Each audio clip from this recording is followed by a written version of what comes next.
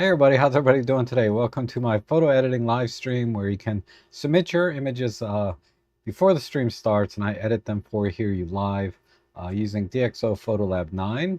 And I'm an affiliate for DxO, so if you'd like to give it a try, I have my affiliate links down below together with a 15% discount code that you can use for new customers. And as always, it's not a critique of your photos. It's simply to really show you my workflow when I'm doing photo editing and also to give you an idea of how to use the tools in DxO. So every 2 or 3 images, I like to pause and answer any questions you might have in the chat section. And I'll try and elaborate on any of the tools that I was using uh, so that you can learn more or learn how to use DxO better, hopefully. And you'll notice that my workflow is pretty straightforward. I don't get too fancy, uh, with the tools and things. I find I can do most things with the local adjustments using control points, linear or gradient lines. I never get the vocabulary right, but I'll try. And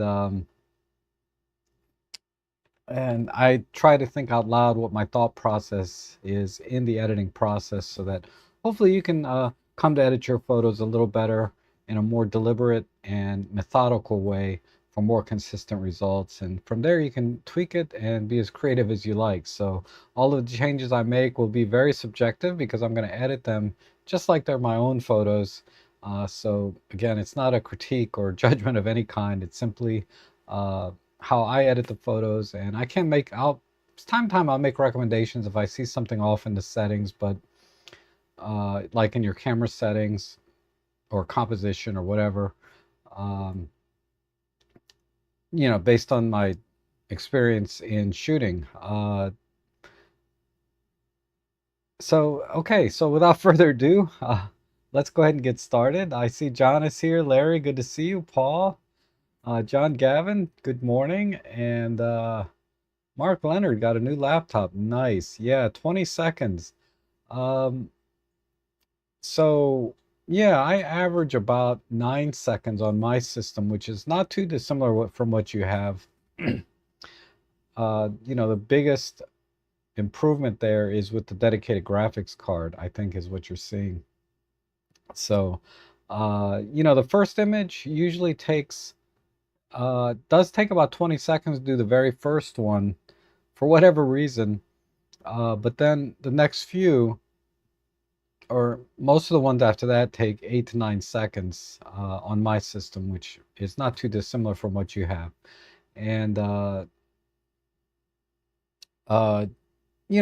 a couple of bottlenecks in Photolab that when you start building a huge library of images, like tens of thousands of images, I find sometimes when you initially boot up the computer, just like the first time you try to do an export and process your images, uh, when you first launch Photolab, it can take a couple of minutes sometimes before the images start to propagate, the thumbnails start to propagate into your library, that, the thumbnails when you're looking on the screen. So I try to preload Photolab before the stream starts, and so we're not waiting for that. But then after that, it's very, very fluid for the most part. So all that said, let's go ahead and pull up today's images. And good morning, Roger and Bamson. Good to see you. And Bamson, I'll just answer one more quick question. Is it still worth to buy the A7 III in 2026? It depends. It kind of depends. Let me see if my as always, I'll try and elaborate that a little bit later after I edit a couple images for you. So maybe in the comment section or the chat section, you can tell me, what you're shooting with now and what you think the A7 Mark III might accomplish, or because generally you don't need to upgrade a camera unless it has some specific feature or spec that is going to solve a problem that you're having with in your photography now, right? So give that some thought. Give me a little bit more feedback of why you're thinking about that camera, and then I can try and give you a little better answer. All right, so we'll start here with Larry's, and Have a nice little close-up photography here. Not quite macro, I don't think. Yeah, this is the OM1 Mark II with the 100 to 400. So, okay, very good. So we probably have about a 0.25x magnification here. And it's a couple of ways to go about this. But first thing I do when I look at an image, I look at the overall composition, then I look at the exposure and the white balance and any sort of a perspective, corrections that I may need to make. Like, for example, if it's a landscape, I might look at the horizon. And then with all that considered, when I think about the composition, I think about, balance, right? Do I want to center the main subject? Does it have a main subject? And when it comes to balance, I think about it in terms of, uh, physical things in the image itself. It's also as well as the lighting.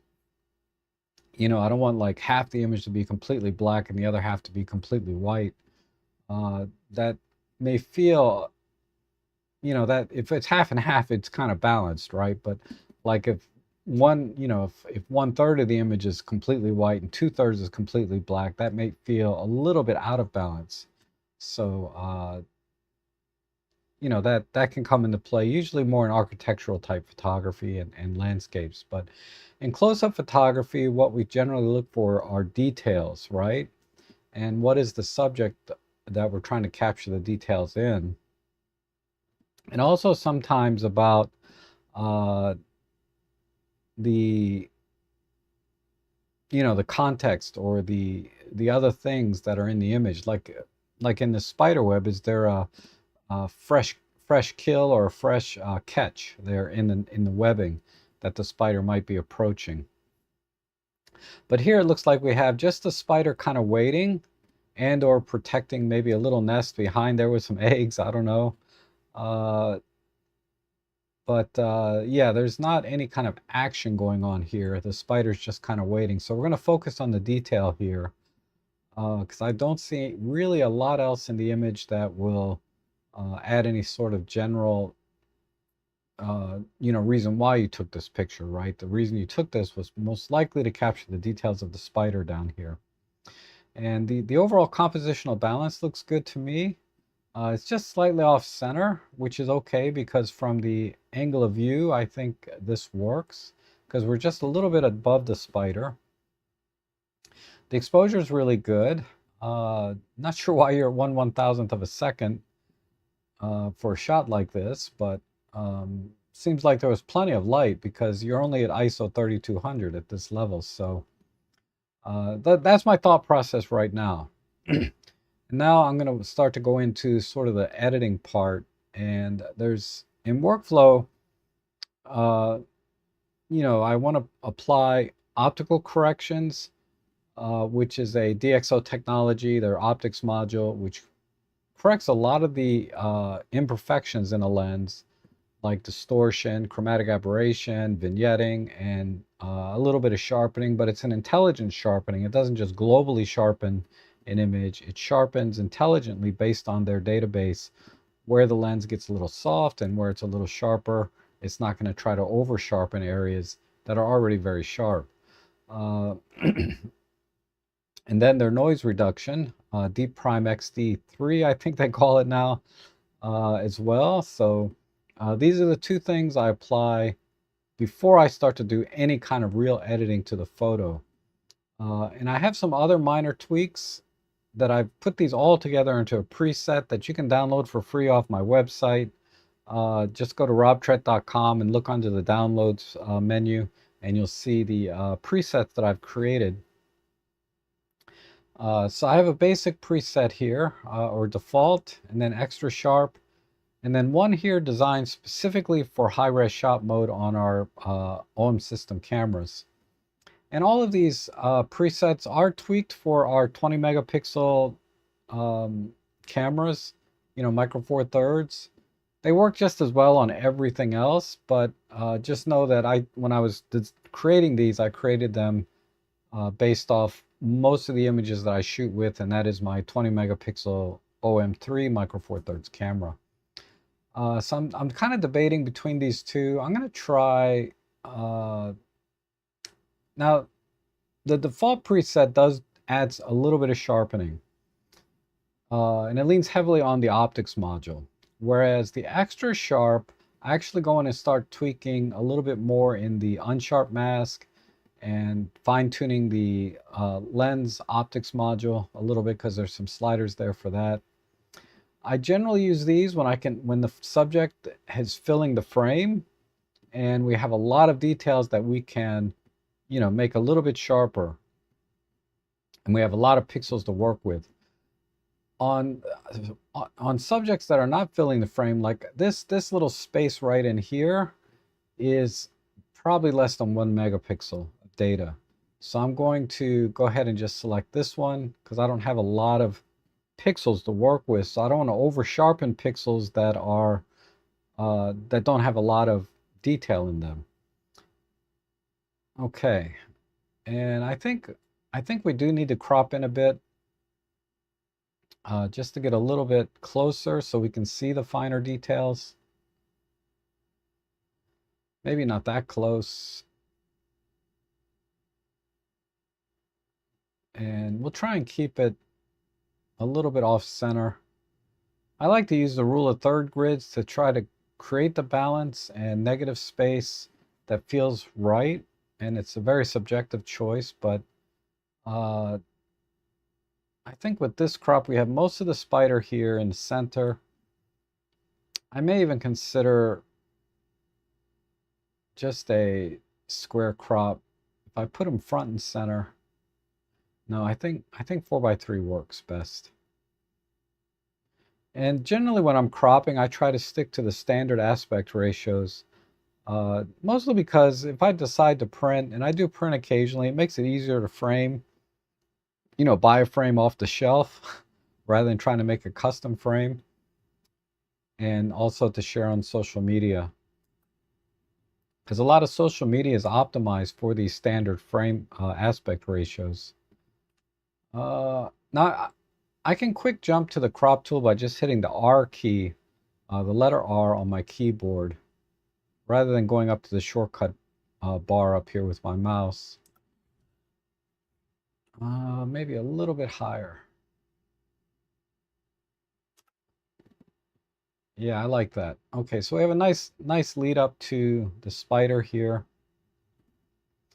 And I'm going to try and make the spider a little bit brighter and a little bit richer in color and contrast.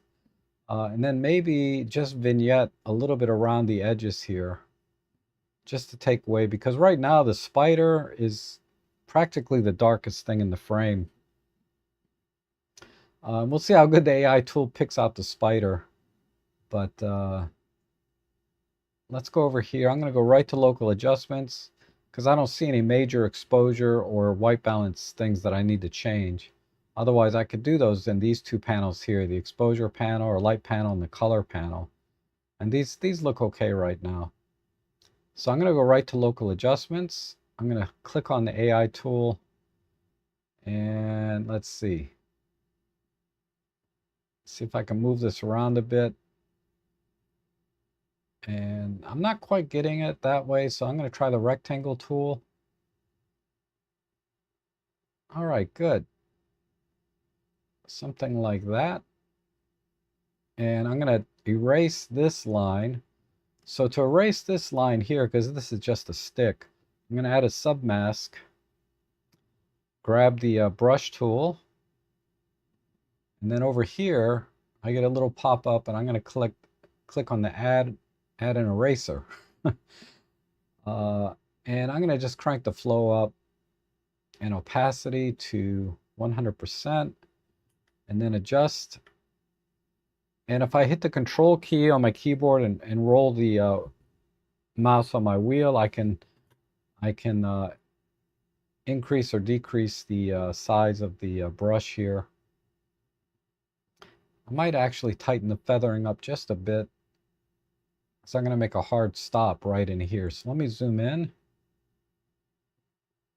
I can navigate around this way. And let's just do that. Okay, I'm going to make the brush a little bit harder, zoom in. No, let me feather just a bit more here, right around the edges. Okay, good. All right, so I'm just going to add a little brightness to the spider, and I'm going to crank on the highlights. And I usually go to selective tones first before I just push the exposure this way, because this is a linear push, and I think a more natural look is using the selective tone slider and just creating a straight line, sort of like this. And if it's a bit too strong, I can just back it off a bit.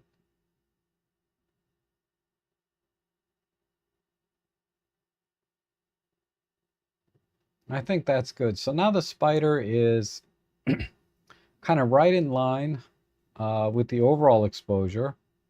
Now I'm going to push this up maybe a half a stop. So 0.5 is about a half a stop. And then go back to the global settings and then reduce the overall exposure by about half a stop. And again, I don't want to go too heavy on this. Usually within 1 or 2 stops, you can kind of get away with and still make the subject look like it's sitting naturally in the scene with all of the ambient light. Okay, so that looks pretty good. And then let me go back to this mask. I'm just going to click on this mask so I'm affecting both brushes. And I'm going to crank up the vibrancy and saturation. I like to start with vibrancy and just bring up some of the weaker colors. And then I start adding in some saturation.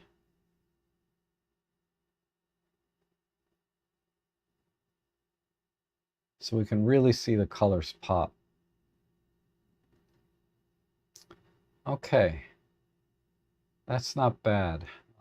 There's a little bit underneath this leg that I should probably erase because it's a little bit bright here. So I'm going to go back to my negative brush and control and roll the wheel, select negative,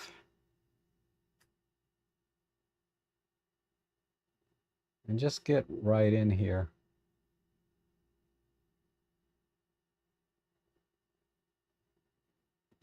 Like that. Okay, good.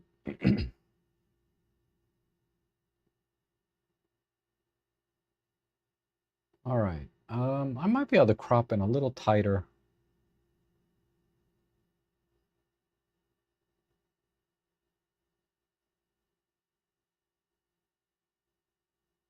I think that's good. A little bit higher up. Okay, that feels good. All right, now let me add a little bit of a vignette. I'm going to do that with a control point. So I'm going to add a new mask. Click on the control point and just put this right around the center of the spider. Expand that out to about here. Then I'm going to invert it and set the chroma and luma masking to 0. And then again, rather than just pulling the exposure, I mean, that's not bad, but I like to do it again with the selective tones using the same idea of just creating sort of a line. Now, if this were like a line on a histogram, basically what I'm doing is I'm adding what they call kind of an S-curve to the luminance, which generally gives you a little better contrast, but still looks natural. But I think that looks pretty good. And I might cool it off just a little bit, like that. And let me cool it off a little more, and then I'll just warm up the image a tiny bit as well. So I'm going to go back to the global. Just warm that up a tiny bit. Okay, I think I'm done. So let's do a side by side. So I can go up here and split. And here we have the original on the left, and then over here is my edit. And if we do a split, we can kind of get a better feel for the finer details on how DxO did with the noise and fine details like in the hairs around the spider. That's not bad. Sometimes when I do these compare before and after, I'll see something additional I want to do. So I'm going to add, let me go back here to the light panel. I'm just going to add a little bit of clear view. Just give it a little bit more punch.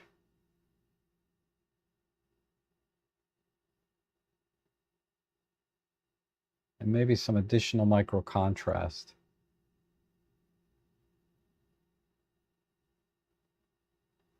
Okay, let's do a split now. Yeah, much better.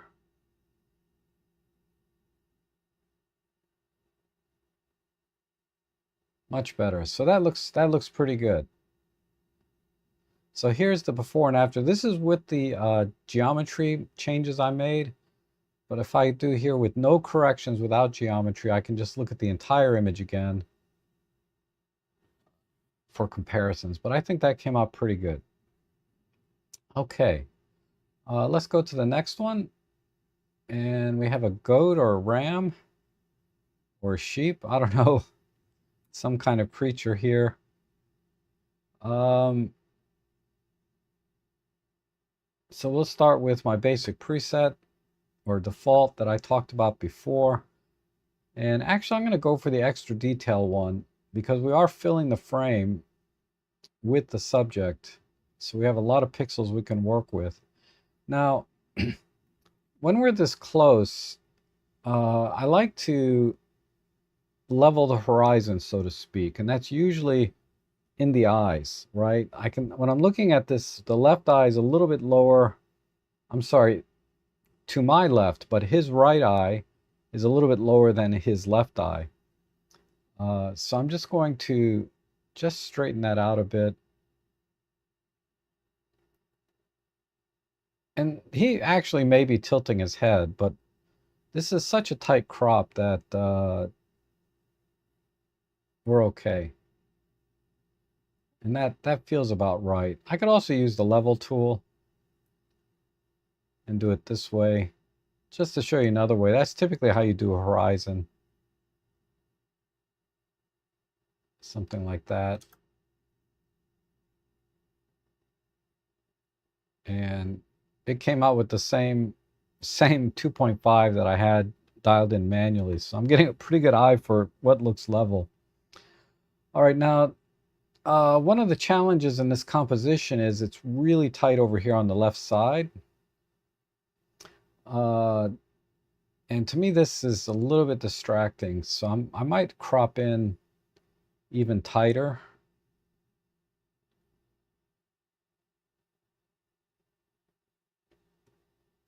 Let me see. If I crop in and center the nose on this line,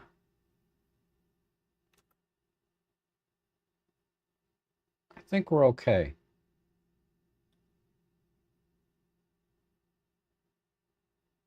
Okay.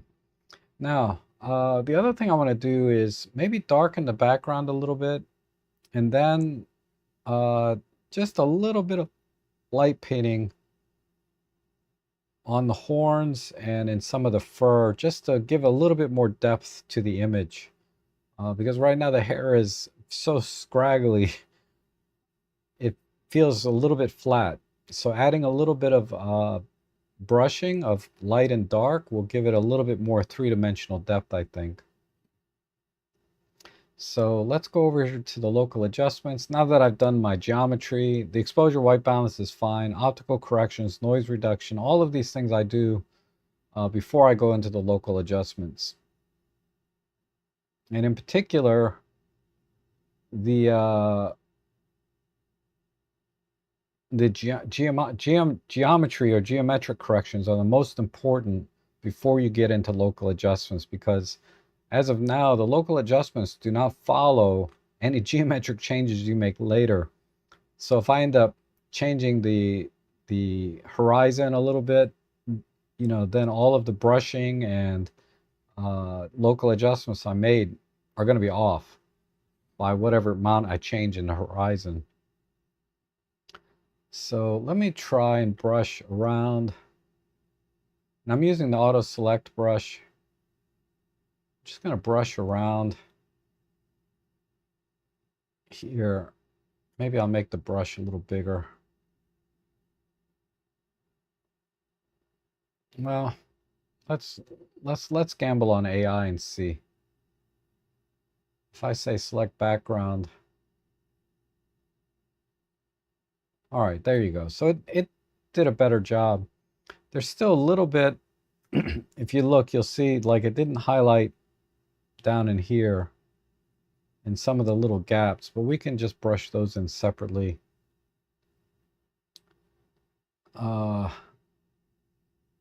Whoops. So I'm going to select that. I'm just going to pull the exposure.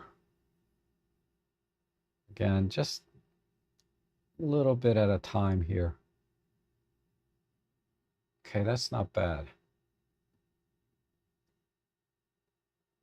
All right, now I'm going to go over here to the global thing, and I'm just going to pull the exposure way down. This helps me see what's lighter and what's darker, what's clipped. And it looks like I have lots of light on the top, a little bit here, definitely some here and here, and then along the face and a couple of places here. And then the light seems to be right on top of the horns and a little bit here and here. So when I go back, I'm going to try and just brush those in. So go back. Let me just darken the exposure about one stop.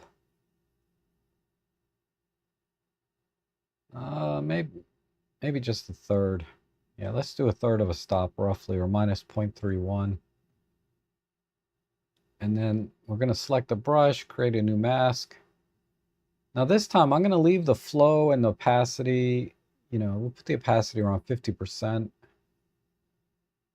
So opacity, basically think of it like this is the maximum amount the brush is going to be able to affect. It's only going to affect 50% for each stroke. Flow, if I set that to 20%, now it's going to just brush 20% in one time. Second time I brush over the same spot, it's now at 40%. The third time will be 60, 80, then 90, right? So when I get the, I'm sorry, 100. So when I've brushed in 100% over a particular area, it's still only going to be at 50% maximum. But I could then increase this or decrease this to taste from there. But let's start with 50-20. And I got plenty of feathering. I like to feather. And let's start with the horns, because that was the most obvious there.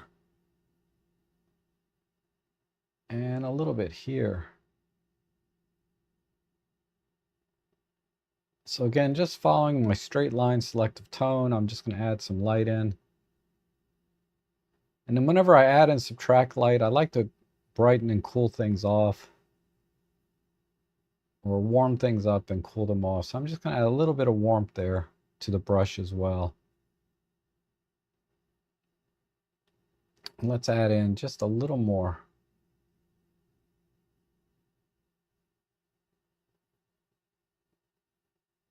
Like that, and there, and then along the top. And then here and here. A little bit around here. There. Add another stroke on that line. Another stroke here.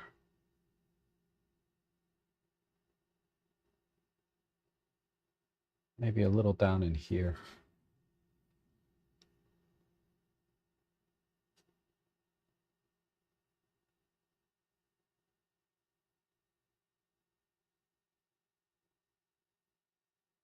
Okay. Maybe a little bit on the nose and teeth. Right there. Good.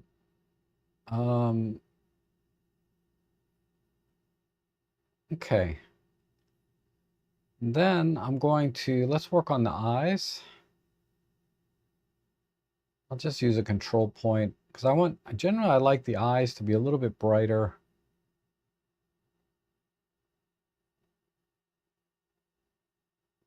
You know, just sort of gradually out around the entire area here.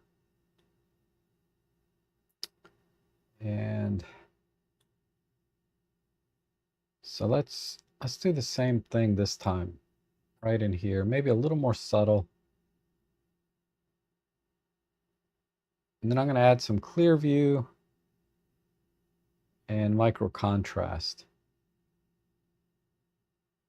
And let me take a look. That's not bad. Okay. Maybe a little bit more room here.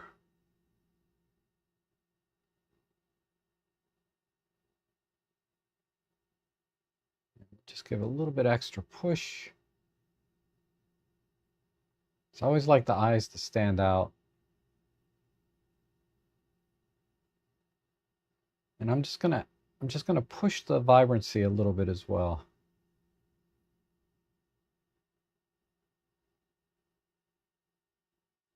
Okay.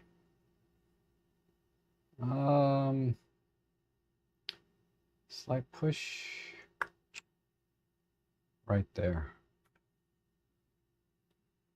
Okay, let me go back to the grass. And remember, you see all the areas where the red didn't hit, the masking did not go in between the fur. I'm going to add a submask here. And we'll just use, I'll just use a regular brush. And this time we're going to leave it on add flow. Let's do opacity 100%, but we'll leave the flow at 20% because I just want to brush these in gradually.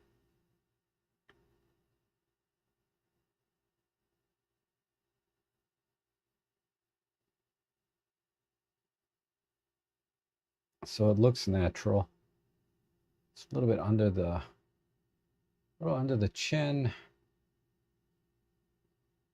Let me see the mask again. Okay, it's a little bit in here. And I'm going to click show mask.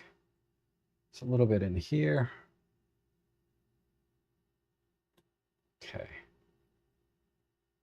All right, I think I got it all. All right, and I just hit the escape key to kind of deactivate any local adjustment tools or any tools at all. It deactivates them when I hit the escape key. All right, let me just do a quick comparison just to get a feel for where we're at.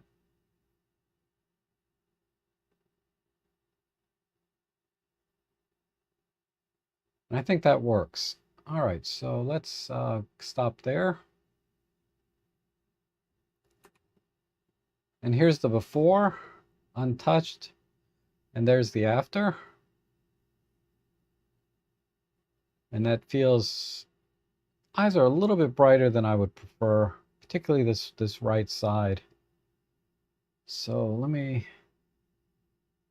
just going to do a quick and dirty, just a quick brush right here. And then we'll just pull the highlights in a bit.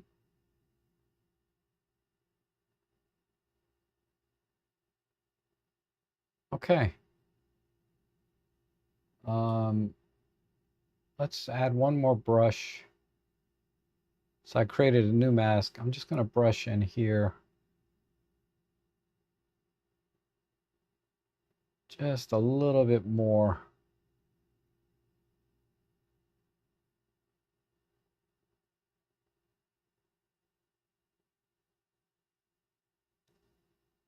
A little bit right there. And then a little bit inside the horn.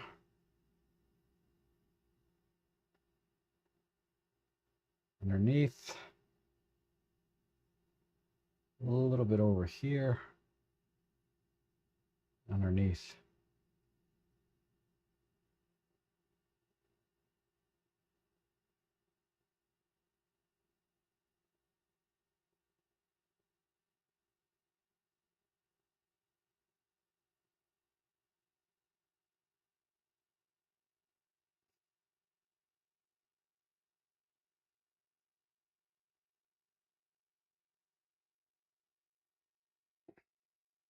All right, now I'm done. And let's do a slider and just check the fine details. And remember, I used my extra sharp preset this time, but it works really well when you can fill the frame with the subject. Let me add geometry back in with geometry so it overlays perfectly. But yeah, that looks really good. Right in there in the eyes, on the nose. Perfect. Okay. Let's do one more.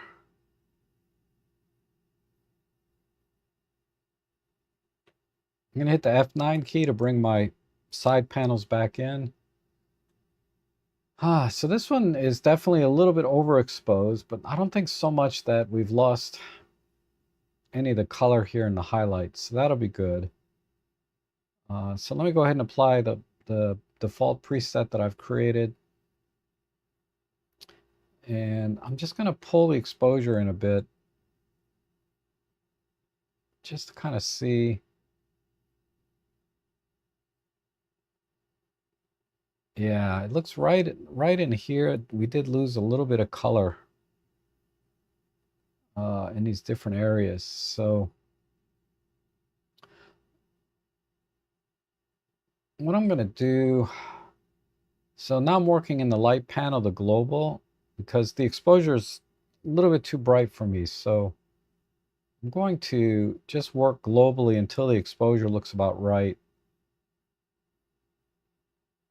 Maybe start from the top with the highlights. Right about there. Now I don't want to bring this all the way down because that does bring these leaves and these clipped areas in a lot better, but then it kind of messes up and blotches the rest of the scene. So I'm adjusting my highlights based on how the overall scene looks with this adjustment. I think right there is good. Right there is good. Okay, let me just do a quick. Okay, that feels about right. So what I'm going to do from here, well, what I'm going to do about these highlights later is I'm going to do some local adjustments, but I want to work on the color a little bit. Okay, this is a JPEG, so that's why I'm not getting a lot of latitude here. I think if this were a raw image, we would have been able to recover these highlights, but let me cool it off a tiny bit. Now, let's warm it up a tiny bit. Yeah, there we go.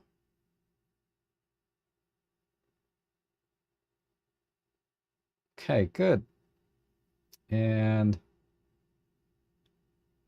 from here, I think the composition is pretty good. It feels pretty well balanced overall. But I'm going to try a little micro contrast and clear view.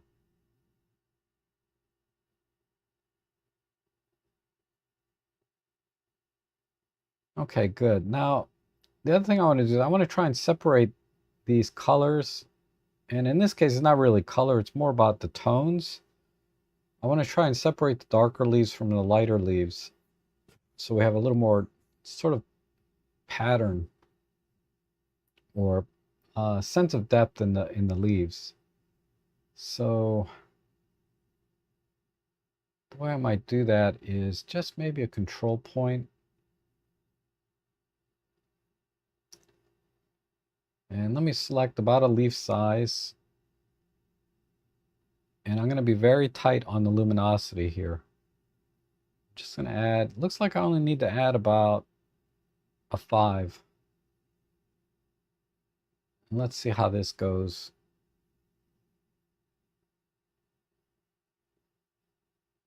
I'm just going to adjust the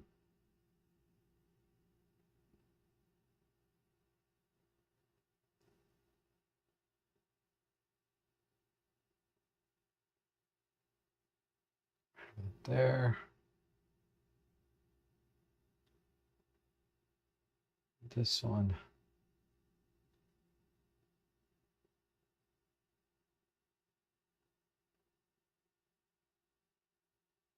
I'm just picking out some of the darker leaves.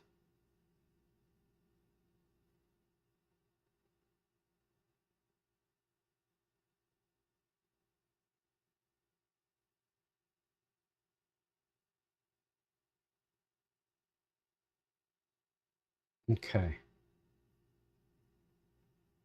All right, let's pull these in a bit.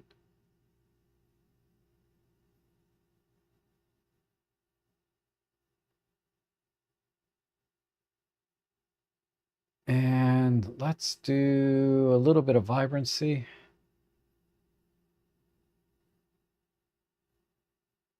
Maybe a slight shift to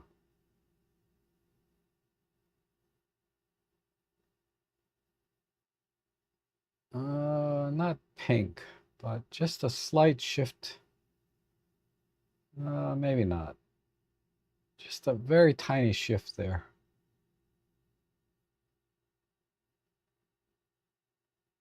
Okay, now let's go back. We'll make a new mask. I'm going to do some control points on these really strong highlights. And I'm going to push the luma up just a little bit.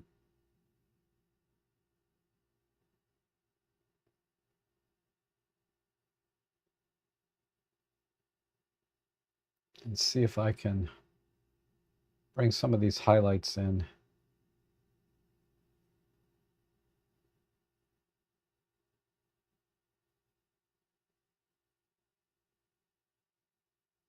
Yeah, not too much. I think they're just a bit clipped. Let's try.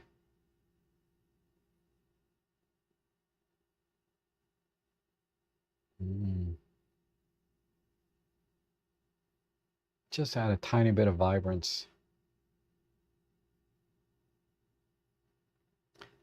I'm gonna mess with the masking a little bit. What if I back it off?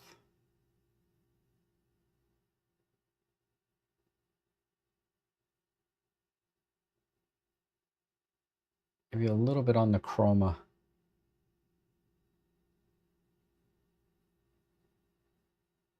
And then if I do a slight shift in color, maybe a little, let's see. No. Yeah, let's shift slightly, a little bit yellow. And we'll turn off the vibrancy. That might be enough. There's a little bit too much blue in this log.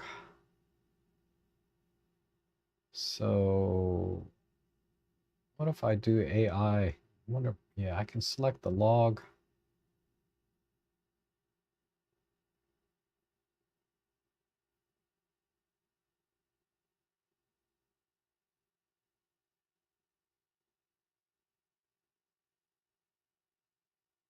Just want this to be a little bit browner.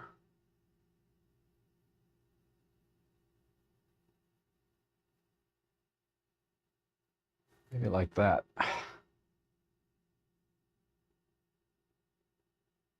Then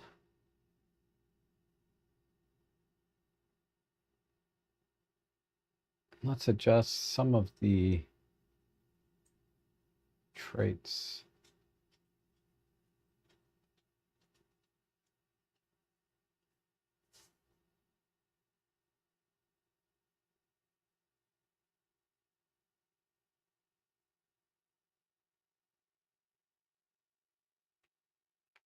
All right, I'm just going to add a vignette.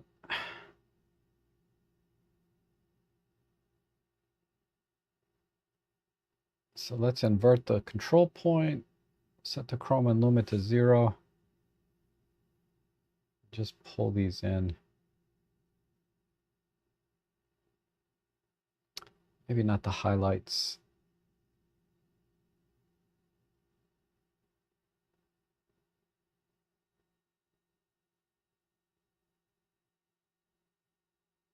Okay. The only thing is, let me go to the global colors. If I select this yellow, I'm going to desaturate those a tiny bit. And select these reds and browns.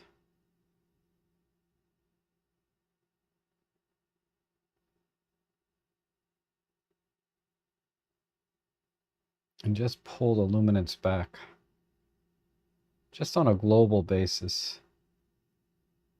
I'll stretch this in a little bit here and this way.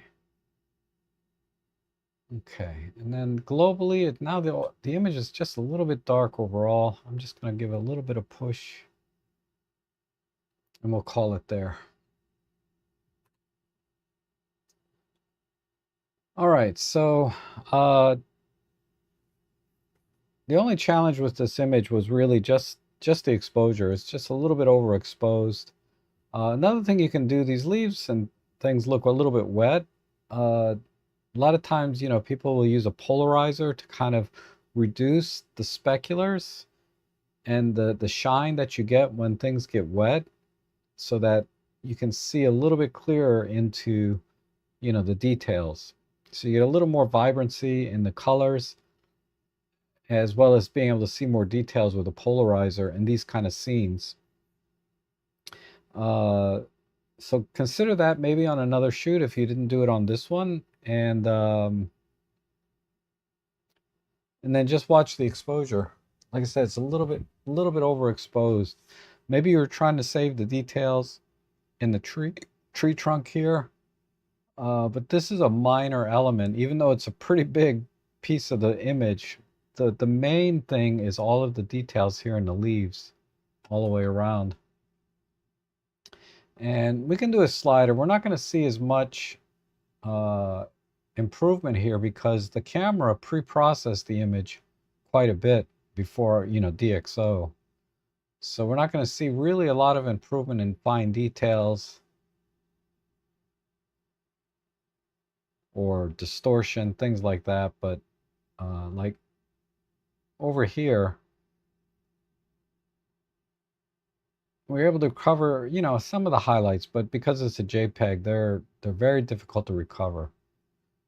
And as far as the leaves and the color of the leaves, I think I accomplished separating, because like if you look at this leaf and this leaf, there's only a small difference between the luminance, right? The color is the same, it's just this one's a little darker. And my goal was to try to separate these a little bit more. I think that worked. So there you have it. So let me go to the chat section real quick. Looks like you guys have been busy there. So coming back to this, is it still worth it to buy the A7 III? And full frame's overrated. Bam says the OM1 Mark II or Nikon Z9 is your best weapon in wildlife, assuming that's his goal, you know, I don't know. And Paul says, make sure that in DxO under preferences, performance AI acceleration having your dedicated graphics card is selected. This will ensure you get the full benefits. So it should be on by default, but basically you go into, let's see, edit preferences. and then performance. And it's auto selected mine, but I could force it. But I'll just leave it on auto. And then if you're using a Windows machine, you'll see this option. And then there's a cache. These defaults are fine. And OpenCL checked with 2 recommended. Okay, so thanks for that reminder there, Paul. But it should be on by default, the settings I just showed. If not, then they're easy enough to change. And Gayeneth says that I asked you before for a camera suggestion for street and wildlife photography. I have a small doubt if the Sony a7 III is worth the money I'm spending. I'm choosing it, of course, for the great ISO performance. Okay. Yeah, so again, what did I recommend back then? Probably the OM3 is probably what I recommended because it's a great street camera and a great sport and wildlife camera. I think it's a good compromise. And I don't know what the a7 III is selling for right now. Let me see. Let me just double check the specs on it. But I can tell you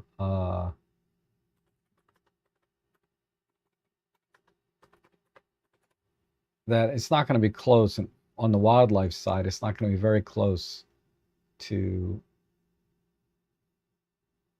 It's not going to be able to do anything that the OM1 or the OM3 can do.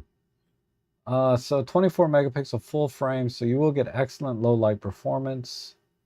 Autofocus is probably fine, but I don't think it has subject detection.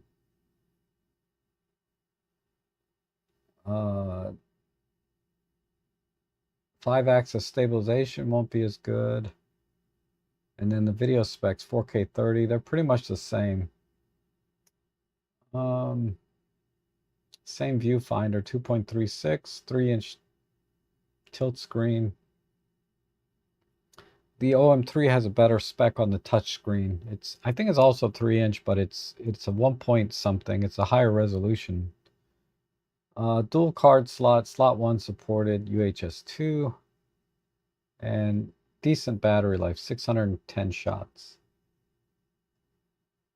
And they're selling for about brand new for around 2,000.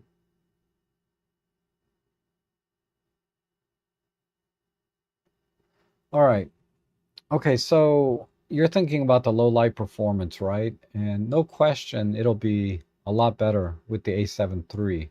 But you're going to be giving up a lot of the wildlife aspect of the OM3 system, or OM systems, the OM3 and the OM1. And in that sense, not only in the overall performance, because the specs here don't state the frames. 10 frames, you get 10 frames per second with autofocus tracking. That is way short of the 50 frames per second you can get with the OM system camera with tracking and wildlife. And that's a humongous difference for sports action wildlife. It also makes a big difference in street photography when you can capture that little bit of time, like if somebody's walking, you want to get that step in the right angle, the right distance from the ground. Shooting at, say, 25 to 50 frames per second will give you a lot more options in choosing the frame that looks the best. Because a lot of times you'll find in street photography, you want to include some other elements in the image, like doves flying or birds. Typically they're doves if it's street photography, but there's birds flying in the background, and shooting at a higher frame rate will get that bird exactly where you want it, frame to frame, and you can pick the right frame. So there's a lot of benefits to the smaller OM system that I think outweigh any benefits you would gain with noise reduction. Because when you're thinking about street photography, the ultimate image quality is, I think, less important than the overall composition, the elements you include in the frame, and whatever action or thing is happening, right? Particularly for like documentary type photography. And then on the sports action wildlife, you're gaining a lot with the faster frames per second in continuous shutter mode. better image stabilization, and I think overall, yeah, it's still a much better option than the A7 III as a hybrid camera. Now, as a uh, um, like an event camera, right, where you're doing a lot of events indoors and shooting in low light a lot, then maybe a full frame camera would be a better choice because, in that type of photography, being able to separate the background with, uh, a shallower depth of field sometimes is the way to get the shot. Sometimes it's with exposure and using flash, in which case, either system is fine, Micro Four Thirds or full frame. But I think in event and low light photography, you certainly have a little bit more flexibility with a full frame camera, particularly 24 megapixel full frame cameras. But you're looking for more of a hybrid camera. I think I would still recommend an OM3 or an OM1 Mark II or Panasonic G9 II over a full frame camera as a more flexible, more go out and do everything kind of camera. Because the A7 III I know doesn't have focus stacking built in.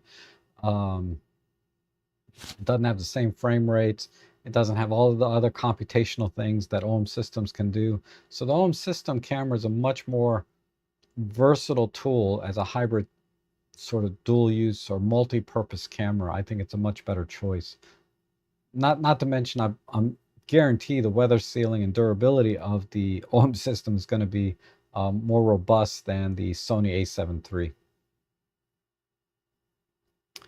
Okay, I'm from Sianka, and Olympus cameras doesn't support in my country. Okay.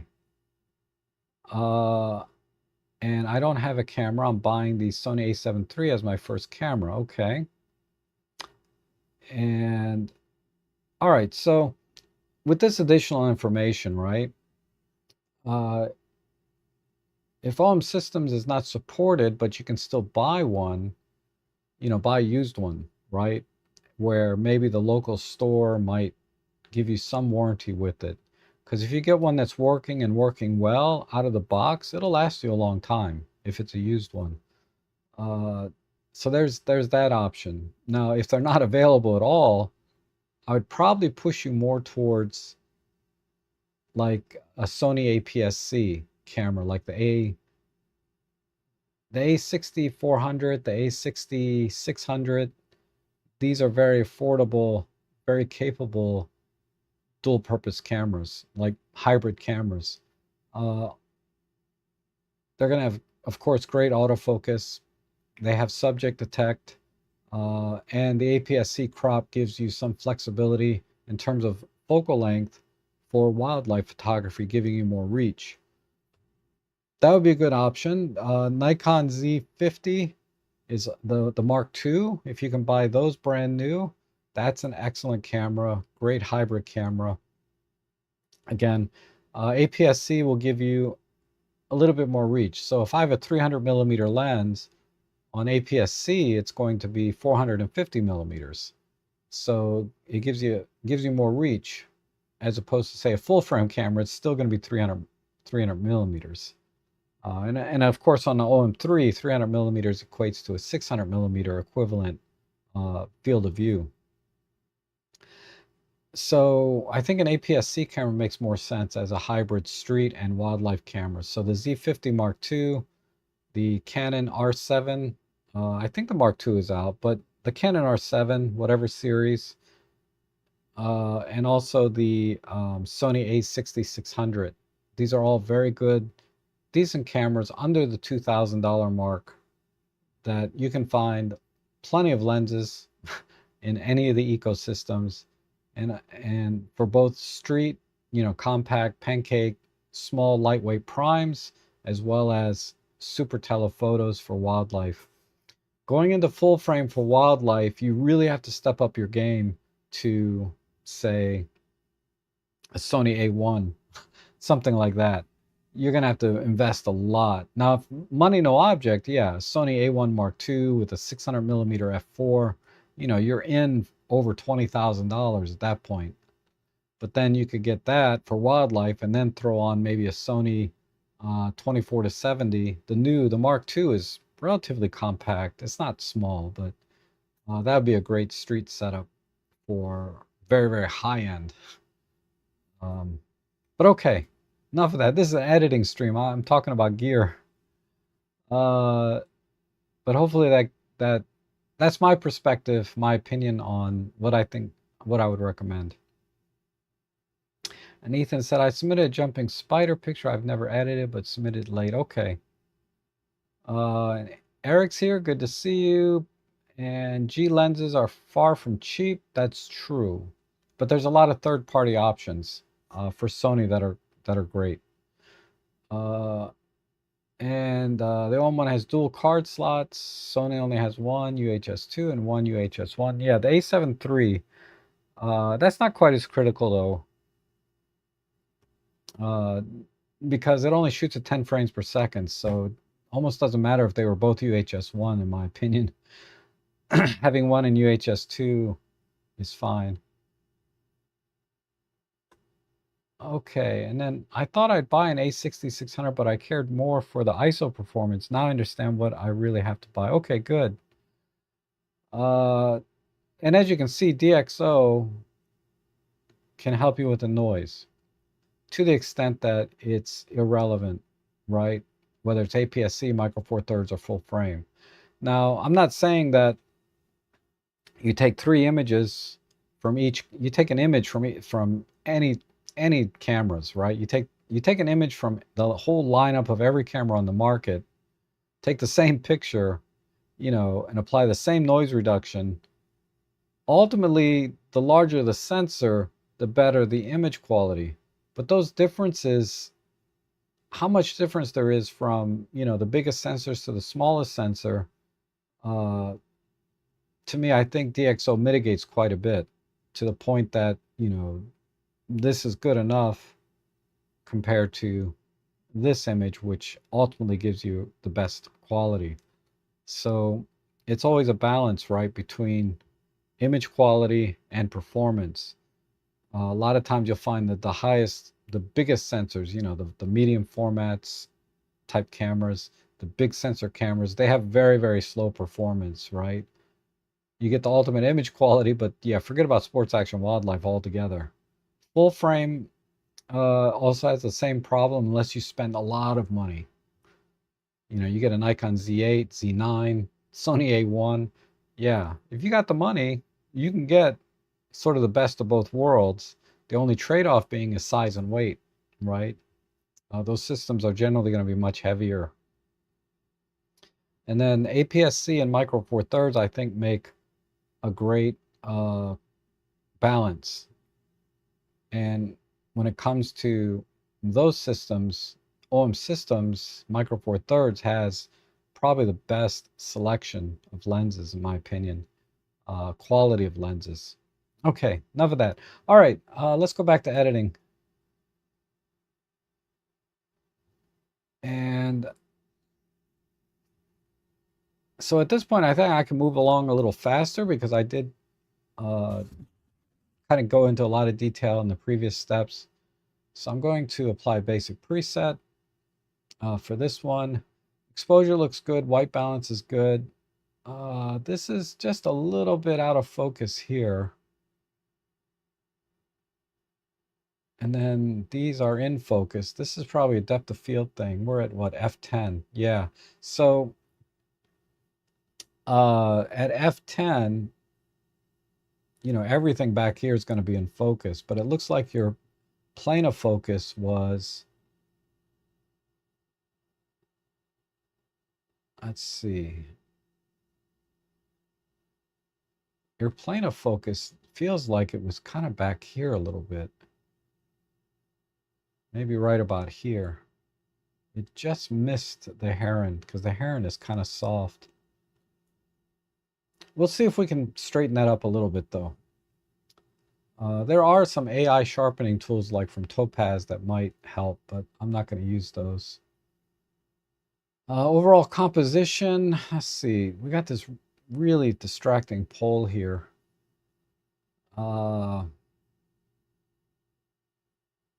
I think your intent was to get this blue heron. But let me change the composition. This is a Canon 50D. Maybe we can be somewhere in this area. Let's do a 5x4.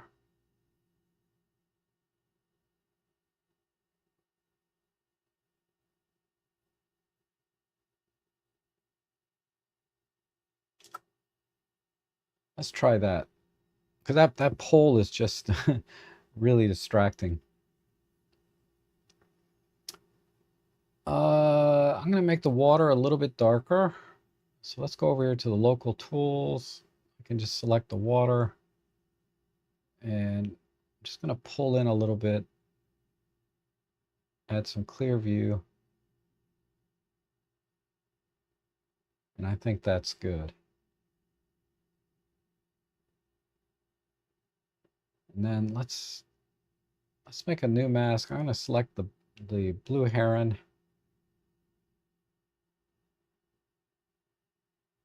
And see if I can, let me just pull the highlights in a tiny bit. A little bit of clear view.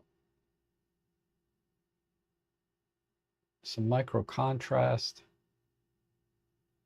And let's see, do we have unsharp mask here? No, we have sharpening.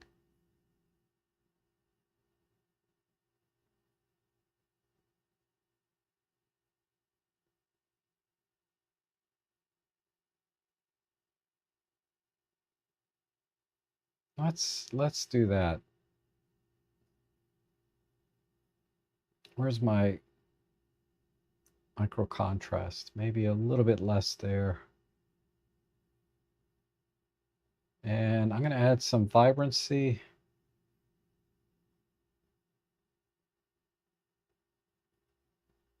Let's try a little saturation.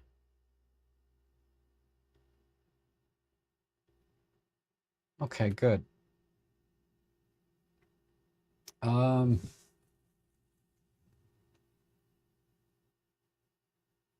Now this part down here, let me make a new mask.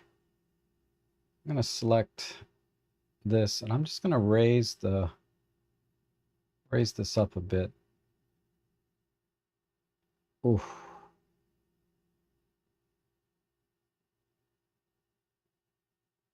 Let me go back to the water. The water might be too dark.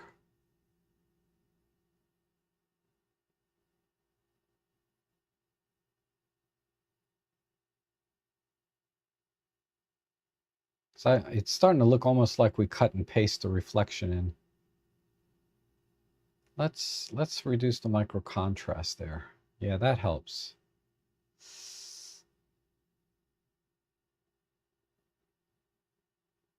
Maybe lower the contrast a bit.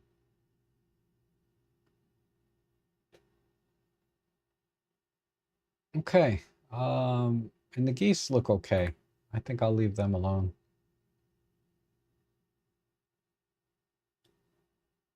All right, let's compare that.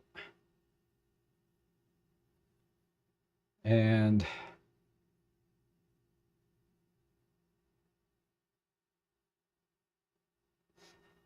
so obviously I went with a much tighter composition. Just doing rule of odds is one of the compositional rules, or guides is really a better word. And simplifying the scene and eliminating this pole, this distraction. And I think this is fairly well balanced. So let's go in and check the fine details. So I'm going to do a comparison with geometry and see how much difference, because this is the main subject, I think. So there was a tiny bit of noise there. Yeah, it made a huge difference. As you can see.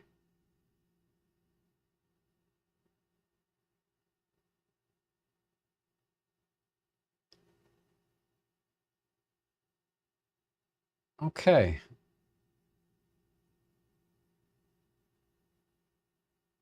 So there is the before and after just one more time.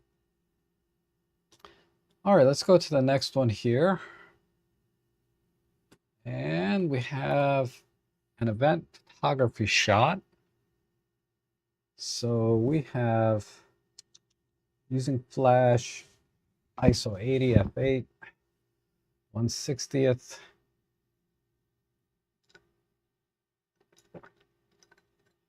Okay, I would have probably went wow, 1/8 ISO 80. Yeah, you definitely could have been ISO 200 and then shot it like whenever I shoot people at events and stuff, I try to at least 1/100th of a second, but typically I'm at 1/200th or higher using mechanical shutter with flash. And depending on how you were shooting in TTL mode or using flash and manual would sort of dictate this -1 EV if that was needed or not. But the main problem with this image, or challenge I should say, is it looks very flashy because we didn't mix in enough ambient light. So I only mentioned the shutter speed because I want to make sure that I freeze so I can get very fine details. And at 1/60th of a second, even with flash, uh, there's potential for motion blur because people move a tiny bit sometimes when you take their picture. Uh, but anyhow, yeah, f8. Wow, this is so you really basically you got rid of all of the ambient light. The only light that's here is coming from the flash. White balance is about right. It looks a little bit cool. Composition's fine. Maybe cut off this part right in here. So let's apply default preset, and let's just crop in a bit. I think we're straight, but let me try it perspective. Yeah, that looks good. Just to straighten things out a bit, and then just a little bit tighter crop. A 5x4 should be good. And whenever you crop in on people, you try not to cut off their elbows. You know, I like to crop like somewhere midway between their forearms. So I'm compromising a little bit here. So I got about halfway through the forearms on these.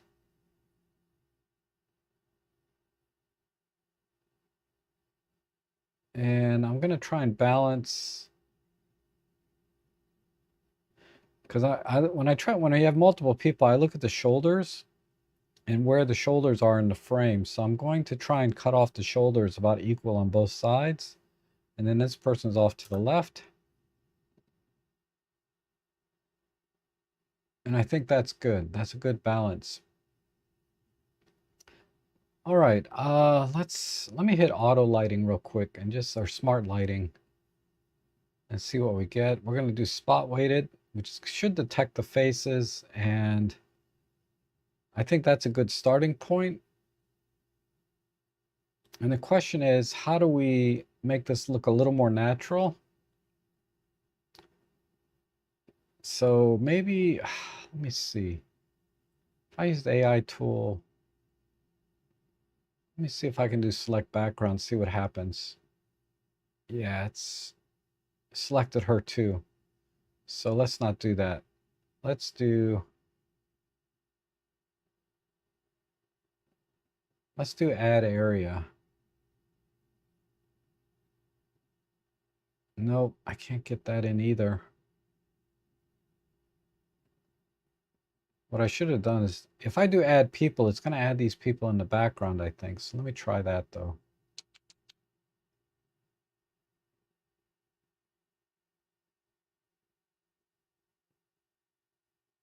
All right, let's do add area. Nope.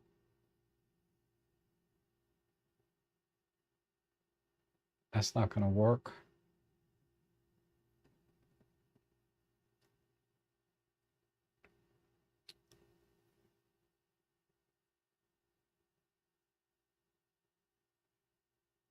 Okay. Let's go back to add people. And then I'm just going to brush in this person.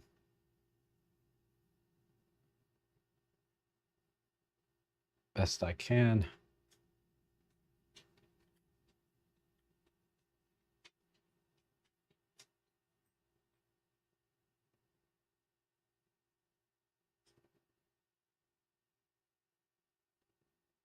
Okay. Oh, crap. Sorry. Let me go back to the original mask. I need to create a sub mask and then add them in with the auto brush. That way I'm adjusting everybody at the same time.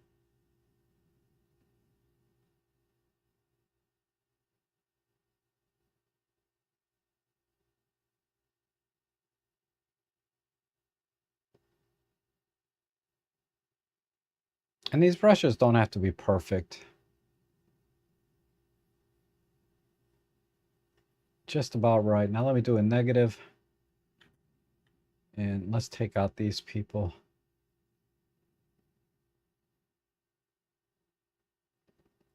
Yep. We can soften up the edges there.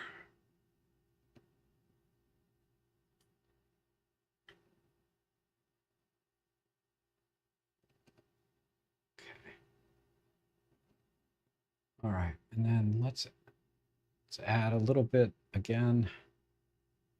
I need the brightness so I can see.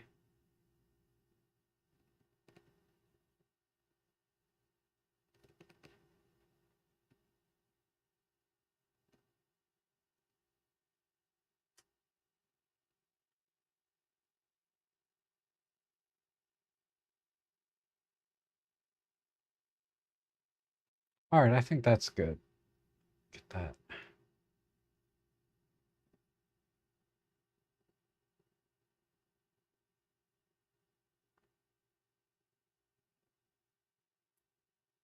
Just go in here. It's not that important there. Okay. Good.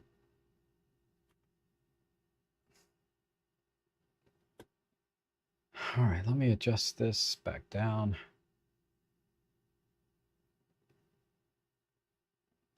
Now that I have them selected, I'm just going to just start adding a little bit of brightening there.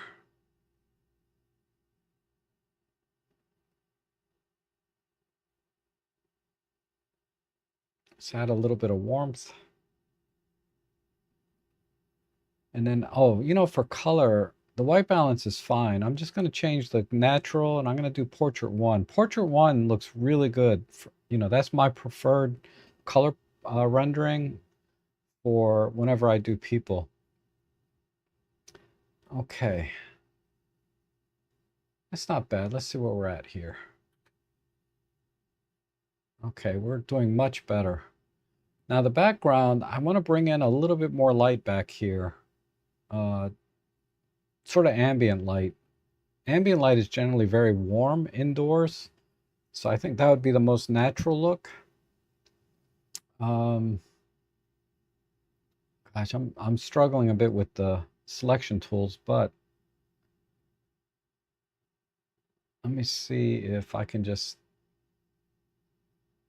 do that. And then I'm going to hit the shift key and just add. Let me see if I can just add people in this way. Not really. Let me do a sub mask and a brush. Let's try auto brush. Just add them in. Let me do a feathered brush.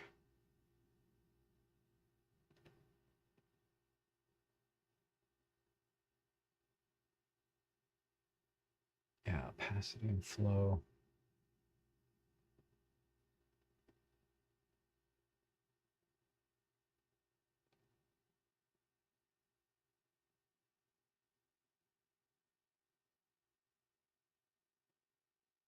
It's all just kind of feathered in. Okay, let me see what happens when I start to, let's start on the bottom. Add a little bit there and there. What if we start at the top?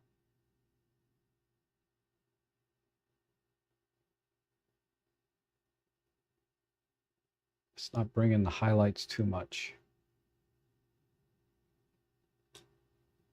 And let's make that much warmer.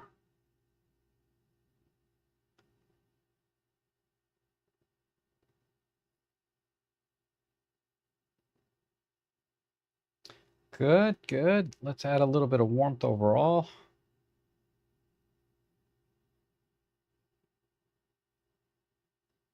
And then I'm gonna fix this shiny part here. So maybe let's try a control point.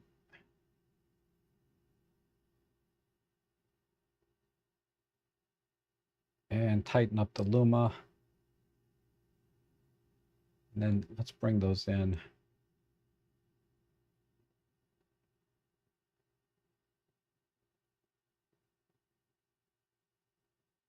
Give it a little bit of warmth.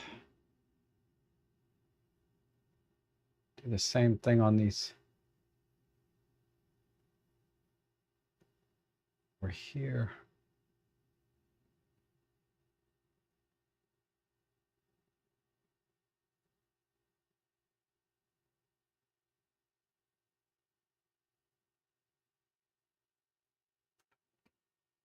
Okay.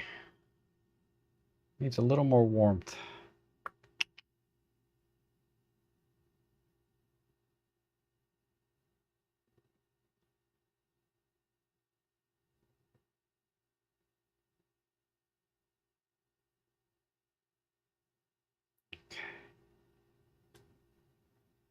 Oof.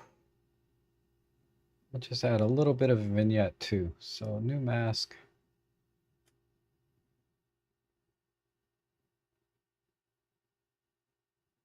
Right about there. Invert it. Oh, that's a brush. Hold on. I meant the control point. There. Right about there. Invert it.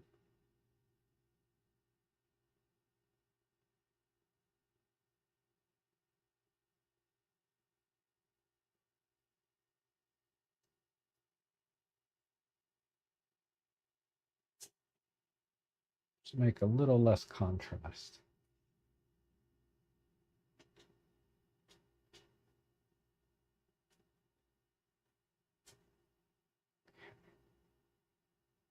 Put this over. Okay, now I'm going to do a little more work on the people. Let's start here because she's a little bit darker.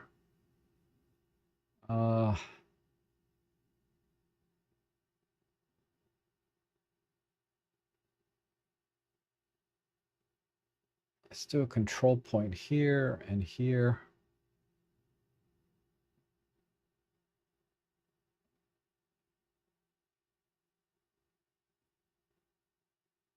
Just push the shadows a bit. There we go. And a new mask here. Just bring this down a little bit.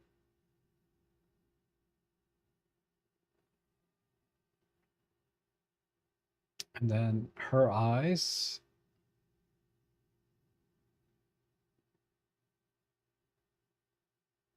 And just push the shadows a tiny bit. A bit of clear view. And let's see something. We're good there. Portraits take a long time. Whoops. Let's do a new mask. I'm just going to select that area.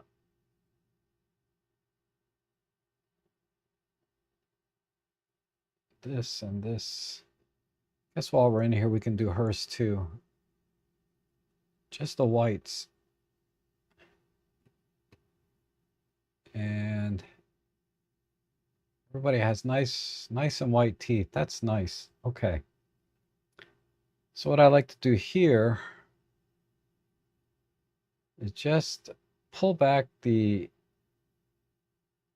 just a little bit of the red in the eye. So I'm going to desaturate that and then add a little bit of luminance.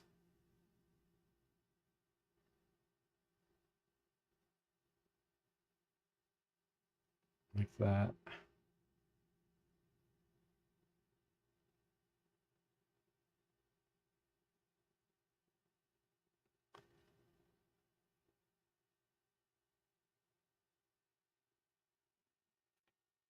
Okay. Good, good. Now, this lady has quite a bit of shine. So I'm going to do repair. I'm going to set the opacity down to about 40%. And let's just work on this shiny area. And I try to find somewhere where her skin is a little bit smoother, right? Like down on her chest here. And that'll get rid of the shine. So you can kind of see before and after, right? We'll do that here. I can just select this area. Come in here. And we'll select this area. Here is good. Maybe a little bit less, a little more opacity there. Shine on the nose. And a little bit in here. Okay, how about on her? Just a little bit on the nose. A little bit here and here. And then a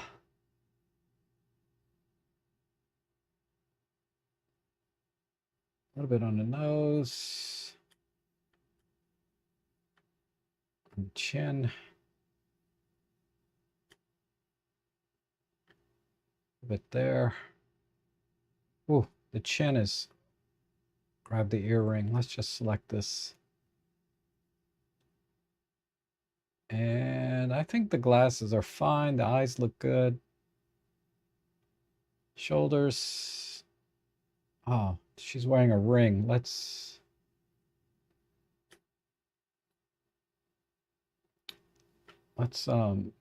select an auto brush here and just hit the speculars on that like so. All right, where are we at? Looking good. Then the last thing I like to do, let's make a new brush, is just light paint the hair a little bit.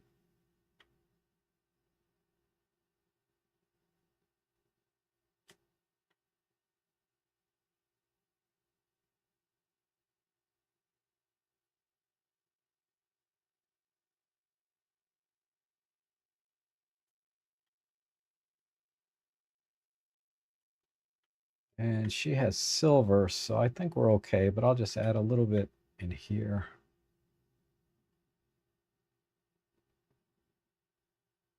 All right, let's try the highlights. Midtones. Shadow. Let's get rid of that one.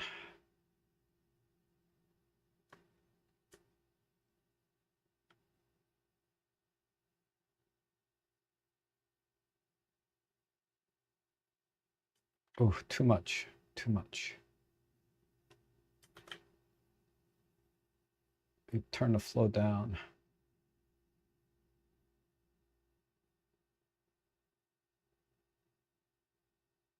Yeah, there we go.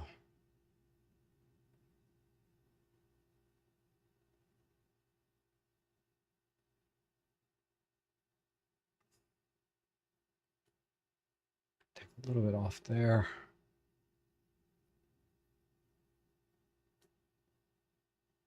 A little bit out there.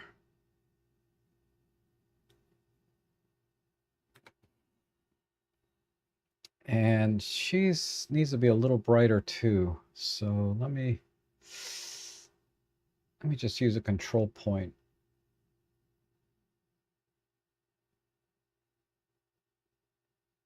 We're going to tighten up the chroma and the luma.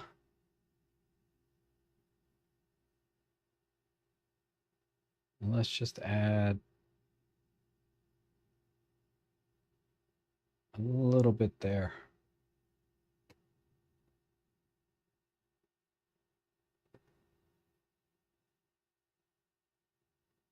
And just a touch of micro contrast. Oops, no.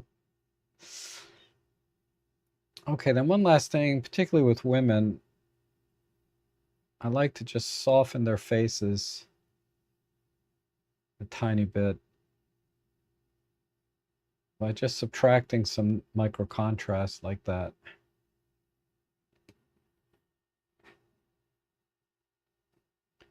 All right, let's push this a little bit.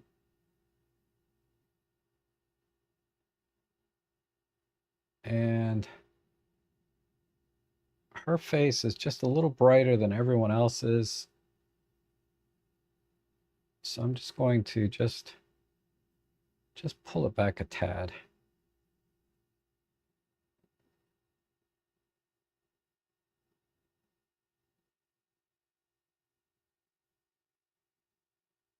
Okay, her face. Where's the mask that I used just for her? This one, right? No, this one.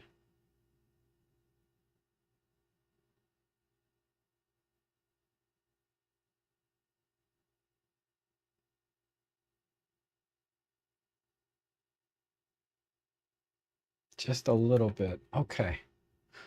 All right, I think I'll call it there. All right, so here's the original. Here's the edited image.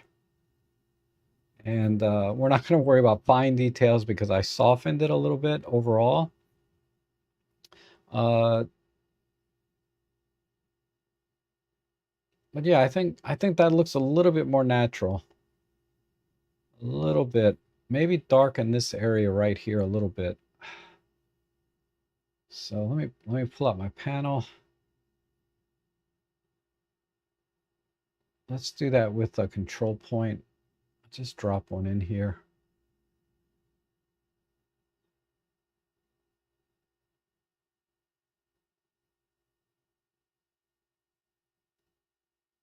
All right, good enough.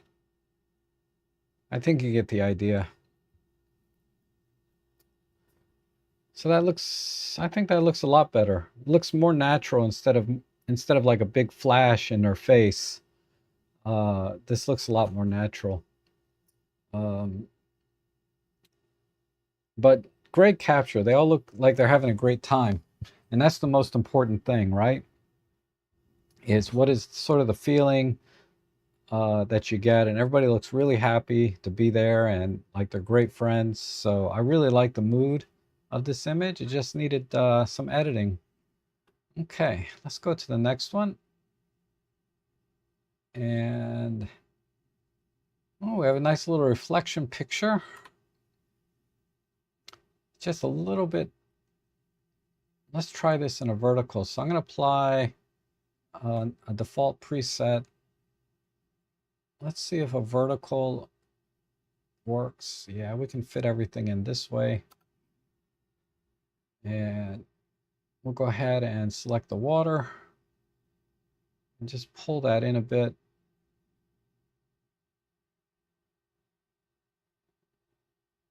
Like that. And the white balance is a little bit off. Let me do an eyedropper. Let's try this part of the wing. Ooh, it's a lot cooler. How about this part? What was the original as shot? 51. It's about right. Just maybe a tad warmer.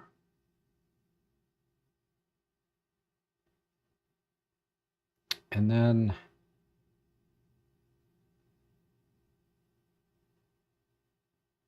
Let me go back to local adjustments, make a new mask. Let's just make that eye stand out a bit more. So I'm going to drop this on the reddest part of the eye. Let's add a little brightness, clear view, micro contrast. Maybe push the red a little bit. Okay. And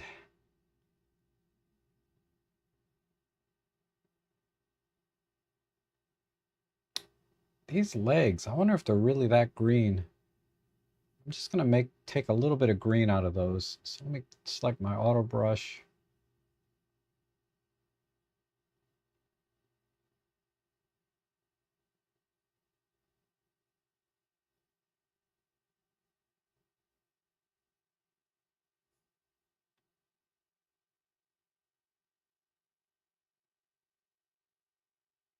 Yeah. Go down here. Just take a little bit of green out. Maybe push it this way.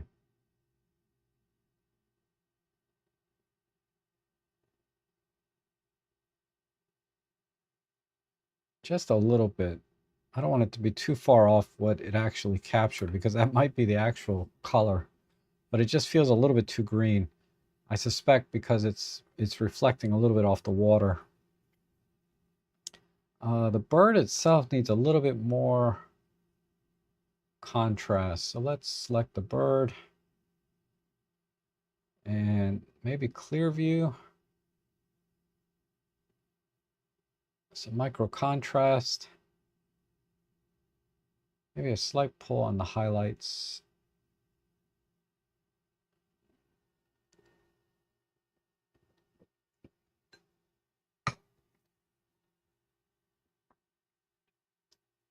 And I think that's it.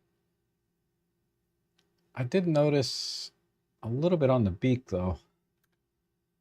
Beak is just feels a little bit soft. Let me see if I can just sharpen this area a little bit. This whole area.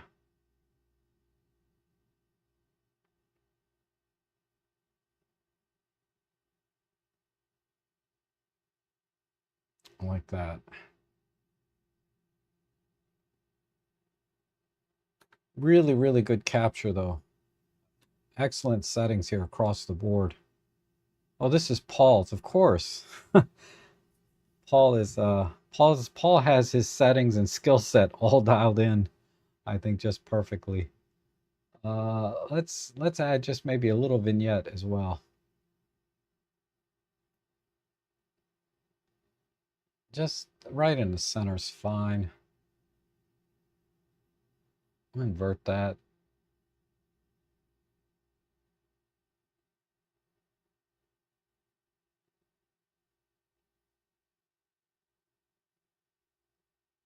So it's a bit too much. All right, let's go ahead and compare. So here's the original on the left, and there's the edit on the right. So I just cropped out this negative space, and then brightened the eye, and then just added some contrast onto the bird. So if we split, we can try and see how we did on the fine details. And I think it looks good. Particularly on the beak is where I kind of did I did a lot of sharpening there. But brought out the eye really well right in here. And then of course all the fine feather detail is all back. And the reflection looks good the way it is. All right. Let's do the next one. And we have a landscape, so we'll apply, let's do a default preset. Need to straighten the horizon. So I'm just going to use the horizon tool this time. Let me just zoom in over here. And do that. And then go over here. Let's bring this in.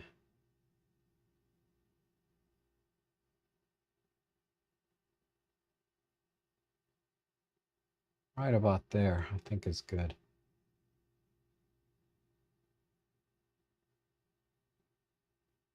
Okay. Wow, this house though, this house is straight. It looks, I mean, it's tilted a little, but not, well, let's go ahead and enter and see what happens. Okay, that's better. All right. Now the horizon is pretty, feels a bit off, but I'm just going to add a little bit more.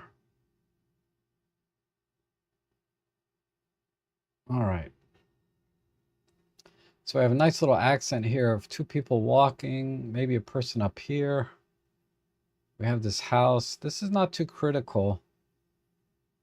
And we have a line here coming out from the corner. The balance is good, although it's a little bit heavy on the right side. So I think I'll use the line right here because this is adding a lot of weight, this bush. So let's try a very tight crop, 65 by 24.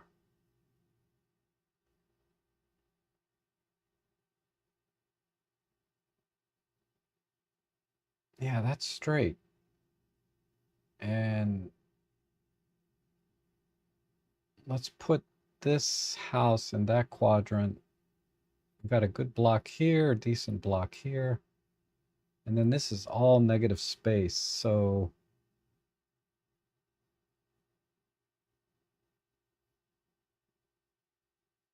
that's good. So and then we have the line from this corner of the waves coming in this way. And then this line kind of leads into here. It's a little bit off, but I think that's a pretty decent balance. And then these people here, this is just an accent, but I guess we're okay. I think that's the composition I'll go with. Feels a little bit too negative up here though. Let me bring this down a bit.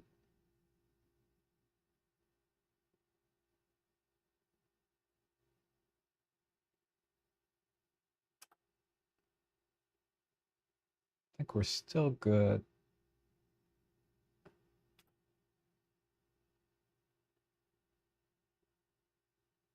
That feels pretty good. All right, so we're just gonna just do a little bit of painting in here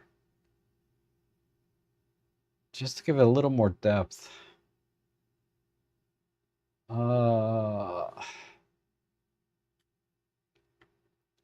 So right here and here,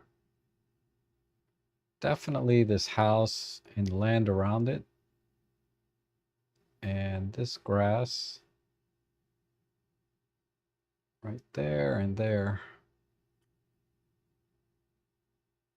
And then just along the edge, I should probably let me do that one separate. Let me just work on this first. So let's bring this all the way up.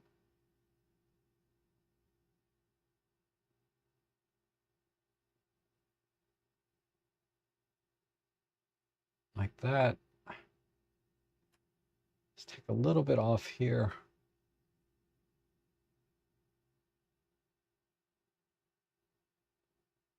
Brush, right?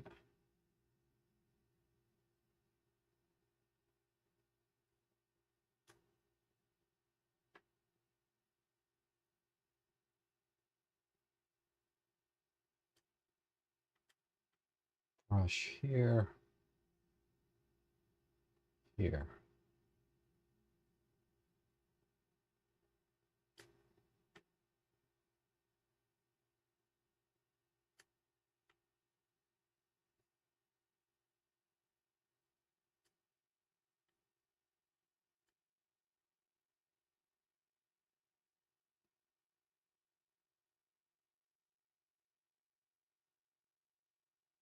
Okay. Add a little bit of warmth. Get a little more.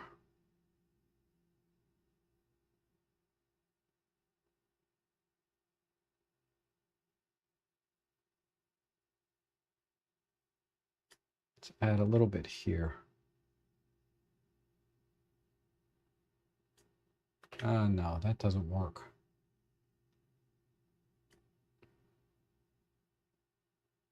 Okay, let me work on the shoreline a little bit.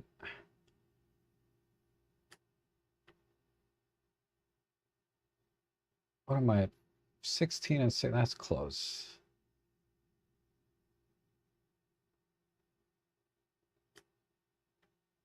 Come in a little bit more.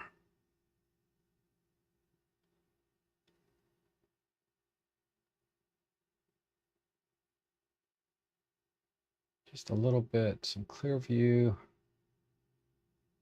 some micro contrast.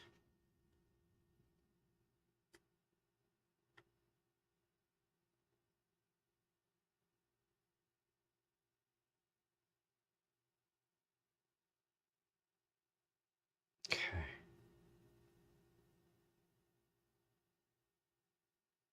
A little bit more here.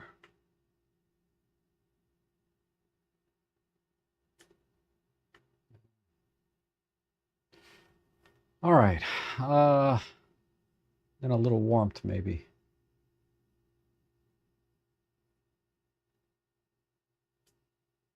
And let's do a little bit on the algae and the shoreline.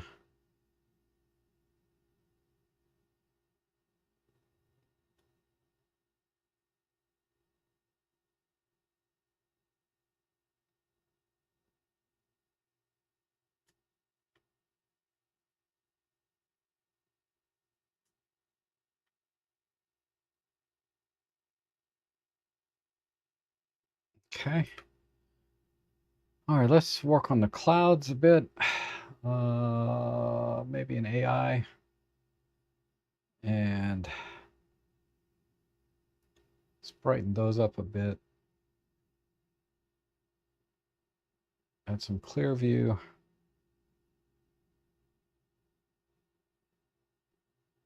A little bit of micro contrast. And just a tad warmer. Okay. And then let's add some, just a tiny bit of warmth. Back this off a little bit.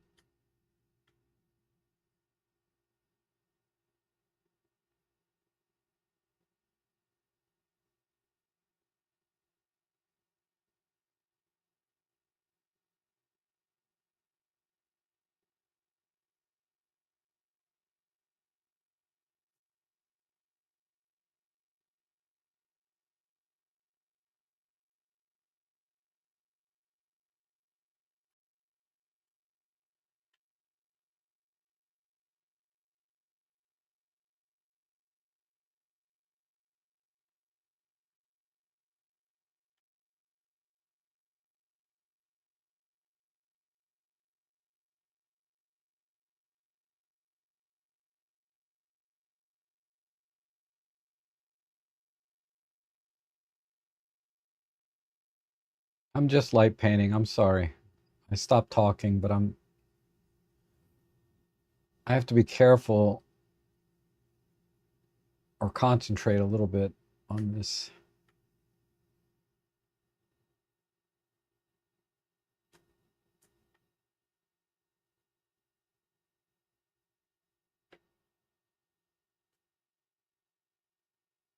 A little bit off here.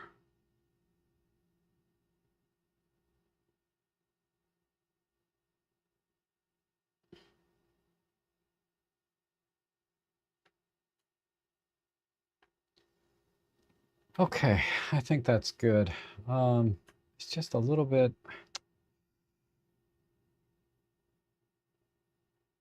Go back to this.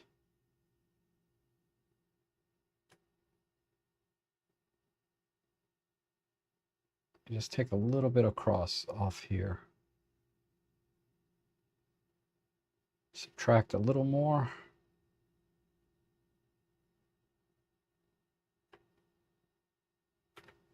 All right, let me go back to my sand brush and turn opacity down a bit more and just brush this part.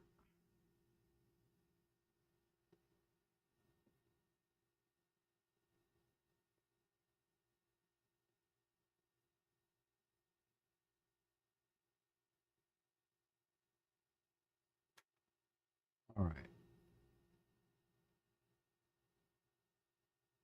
Okay, now I'll go back to the main color thing here. Tiny bit more warmth.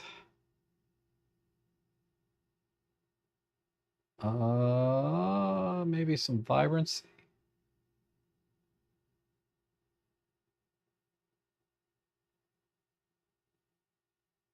Touch of saturation.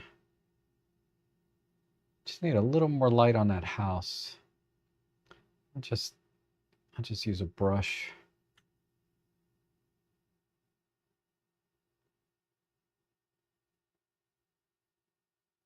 Okay.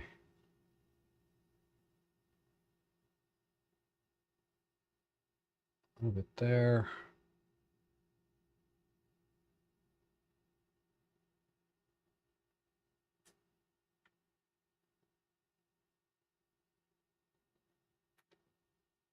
The sky is just too blue.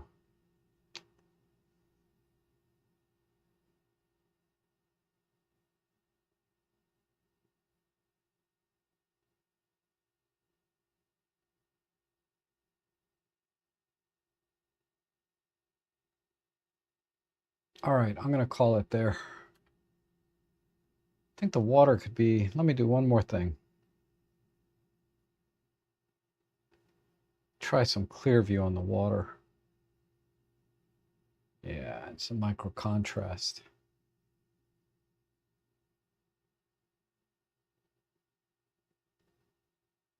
All right, let's do a top. Well, if I do no corrections and side by side.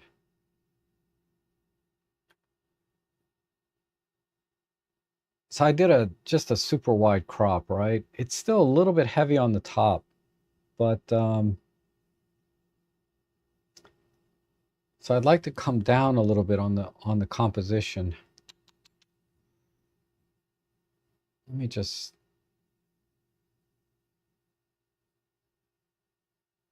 try coming down a bit.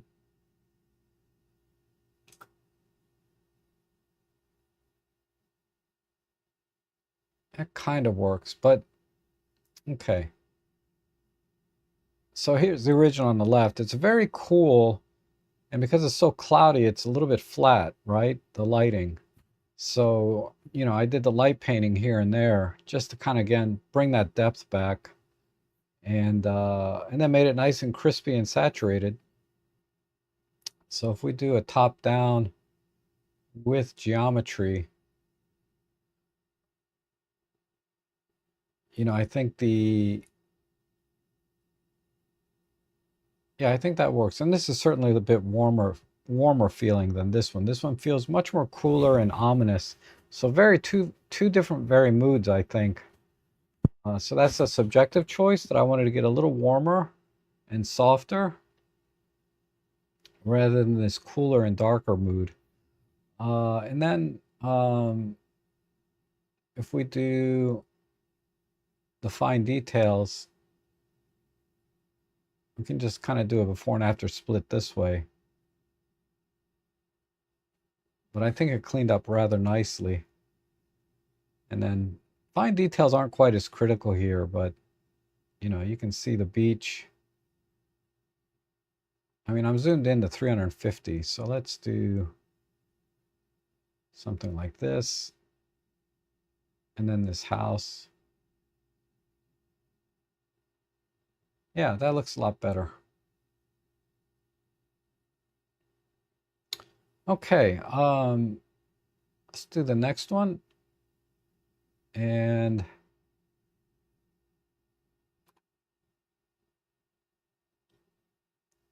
Couple of dove look like they're landing on this stump. Let's apply a default preset, maybe even an extra sharp. Okay. And this tree is a little bit heavy, so I might just crop this out a little bit.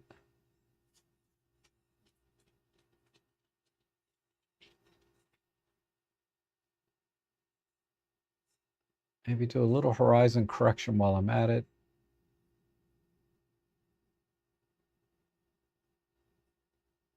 I mean, everything is crooked in this, so I'm just going to make this tree relatively straight. Okay, let's go ahead and select the birds.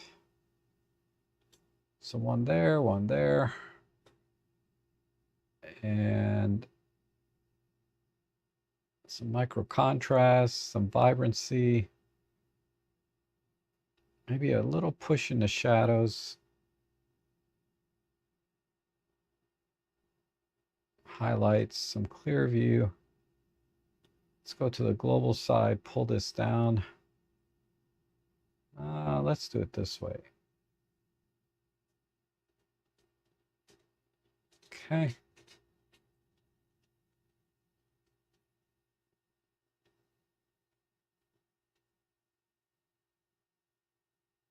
And just brighten it up overall. And then let's work on the eyes.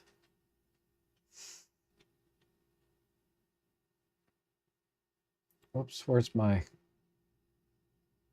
control point?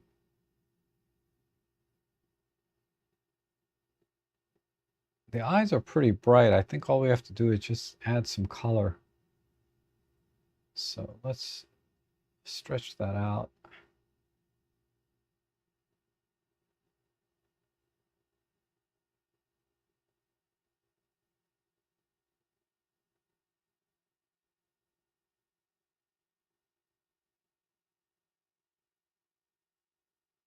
Is that working? Control point, yeah.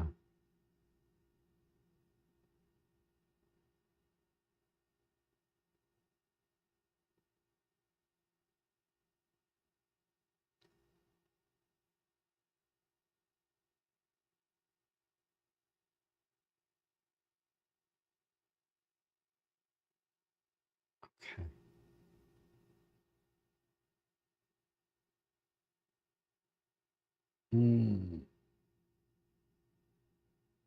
Maybe a slight shift there. Okay, let's temper the highlights a bit. So we'll create a new mask right about there. One there.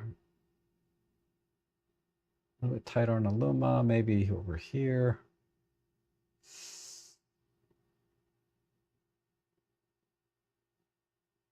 There. Just bring those in.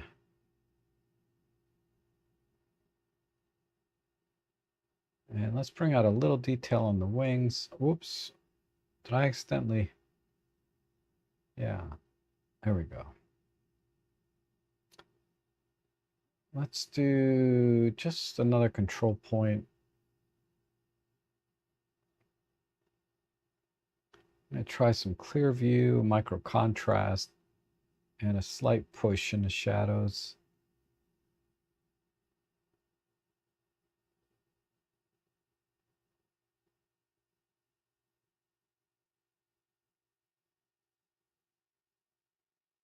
Okay. There. All right. Okay, overall it's a little bit oversaturated, so I'm just going to pull it back a tiny bit. And then let's take out some of the green.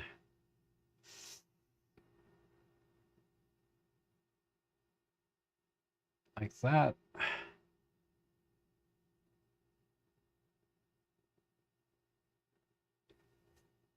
Okay. The crop is not right. I gotta Need to come in.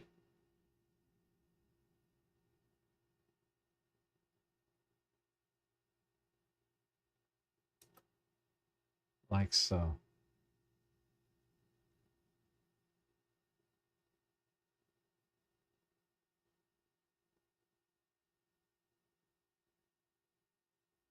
Let me try different rendering, vibrant, or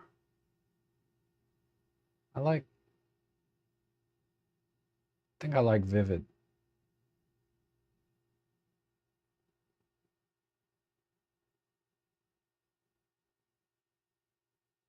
Yeah, I think I like vivid. All right.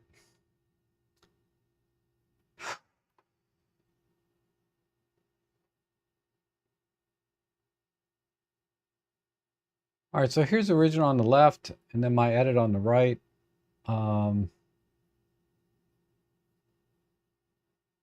Basically a little saturation and contrast and a slight crop. So let's just check the fine details here. Yeah, I did apply everything here. Optical corrections. Okay.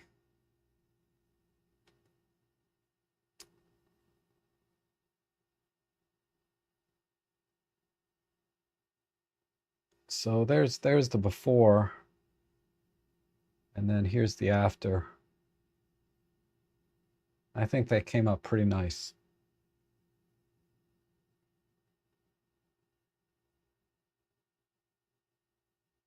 Yeah. All right, very good. Let's go to the next one. All right, this one here with the fox. I noticed a green arrow, so I need to download the optics module. And that way I can apply the signature optical corrections. So this is a Canon R7. This is a great wildlife camera. This is one of the cameras I talked about earlier.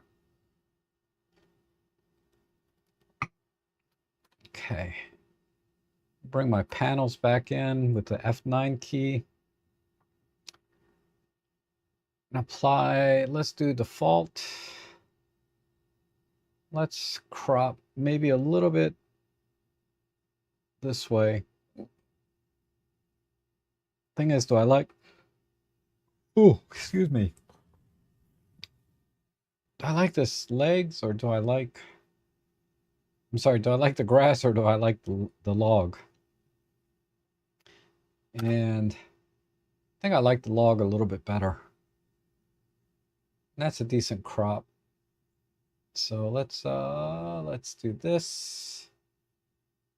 Select this guy and let's just give him a little bit of brightness. Like so. A little vibrancy. And then do the opposite on the light panel.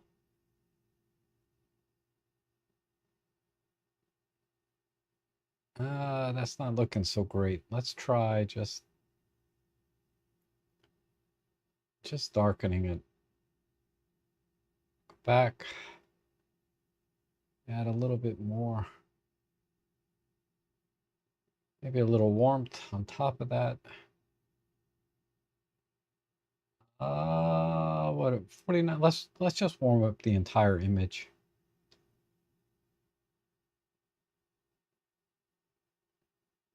Okay, and then let's add a little depth. Not sure where the light is though. Let me just take a quick look. It's really flat, the lighting. So let's add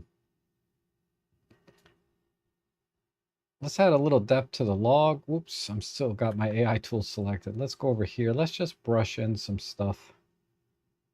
So 16%, let's do 50 and 10. It's going to be very subtle. But let's add a little bit of light to the top.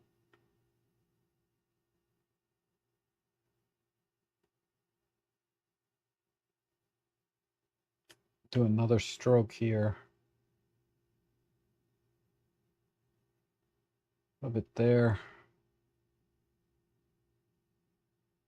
Keep going. Okay, and then a little bit of light here at the base. A little more. Let's add a little warmth to that light.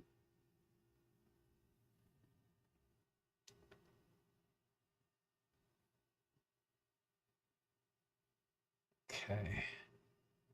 Let's add some light here at the base of the tree line. Maybe some on the flowers.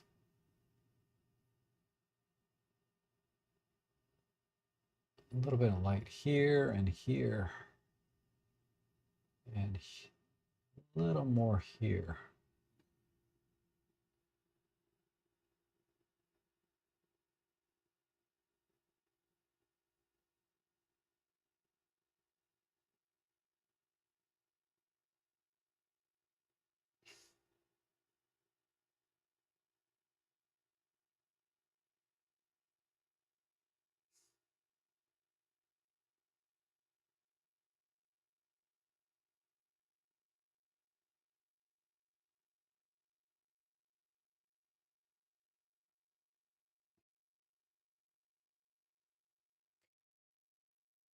Let's see how we're doing.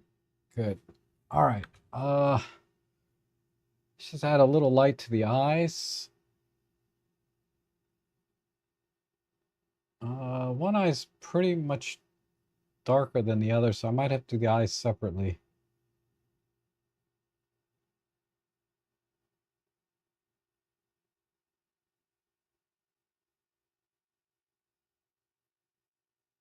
Okay. Clear view and micro contrast. Let's do the next eye. Kind of the same thing, just a little bit less.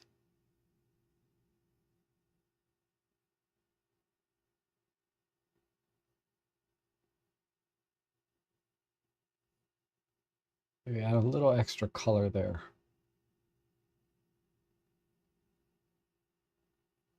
So good.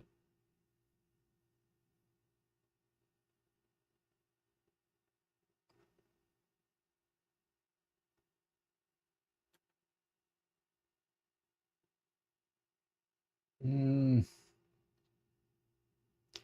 me just fade that back a little bit there. And then the other eye. Yep, other eye's fine. Okay, the log just needs a little more detail. So let's select the log. Let's try clear view, micro contrast. Let's push the reds and the green.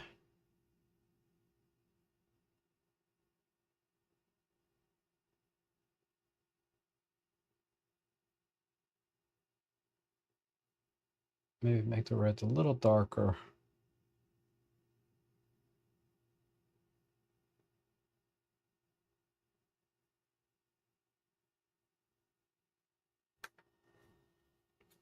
Okay. Let me just go to the flowers. Well, let's eyedropper that flower, see what we get.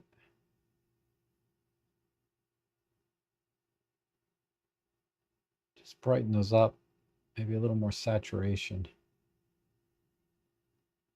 They make nice little sprinkles in the image, right? At least I think so. All right, I think we're good.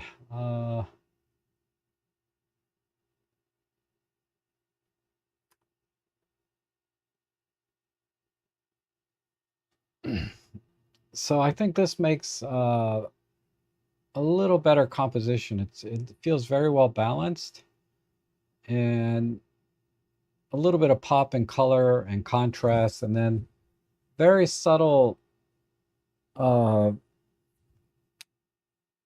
light added to the base of this tree line and to the base of this tree trunk, right? Just to give it a little bit of layering kind of effect. And then, of course, brightening and saturating the fox. And warming, giving the image overall a little bit of white balance, shift, and warmth. So if we want to check the fine details, we can do that. I could probably do a little more work on the fur detail, but it's not bad. It's not bad the way it is.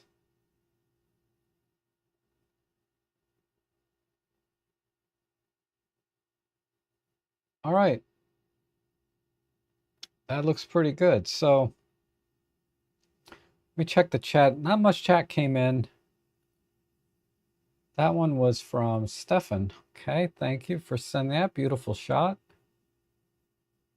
Kevin is here. Good to see you, Kevin. And yeah, back to birds this week. Yeah, we have a few. And oh, you sent your edit in. So let's see what's come in since the stream started. So let me open up that folder. And it looks like two more or one more to edit, a spider. So I'll just do one more. Let me download this to, so Paul sent his edit in, so I'm going to download that. Let me just give it a little bit different name. And William sent his edit in. Beautiful edit. Wow. You guys are in for a treat. William did a really nice edit. And then let's see, a spider to edit fresh. Okay. And delete those. All right, so let's start with look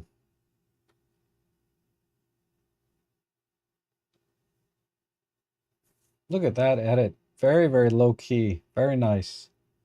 Compared to, you know, if I set that as a reference, compared to mine. Mine is sort of hyper realistic, but this is a really, really good edit. And a little bit of shift to the cooler side as well, which makes sense because it's darker. So nice job, William. And then we have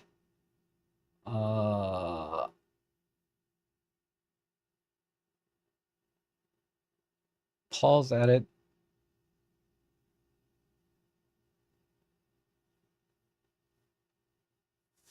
Yeah, I think this is my edit here.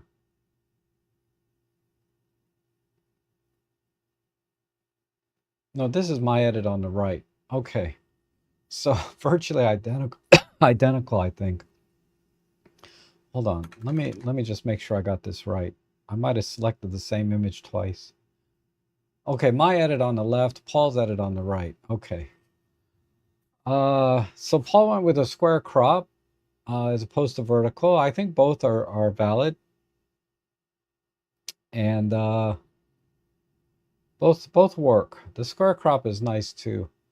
I just did a lot of fixing on the white balance because, you know, this could be a subjective choice to go with this kind of teal greenish look as opposed to I went a little bit warmer and tried to get the legs to get a little bit warmer as well, because this has a really strong green tint to it to my eyes, and I prefer images to be a little bit on the warmer side. But looks good. You didn't do quite as much with the eye here though. It looks like you did get it nice and sharp, but I kind of made mine a little bit brighter, right? But okay, very good. Let's go ahead and edit the spider that came in.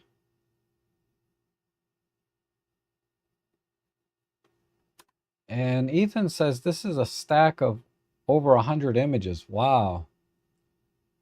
Wow. And this spider just caught a fly bigger than him. So I'm going to make some, I have to make some assumptions because I'm going to be working with a JPEG.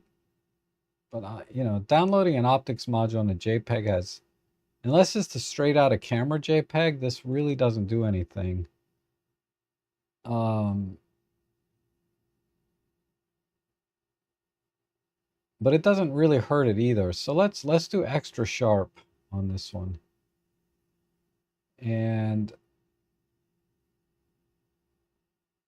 with the JPEG, I'm not going to be able to recover the eyes too well. But let me go ahead and select the spider.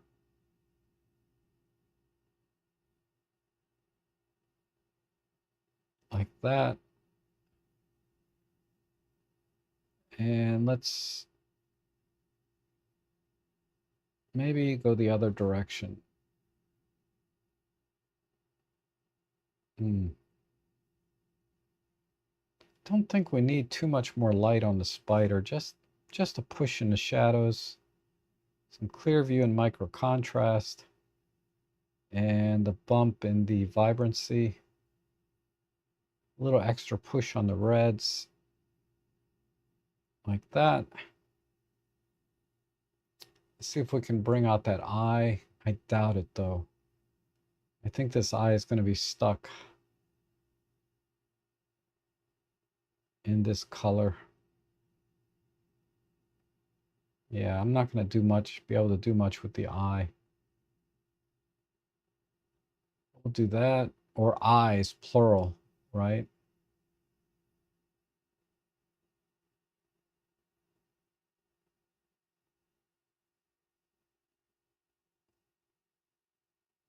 How about the this fly? We can bring that up a bit.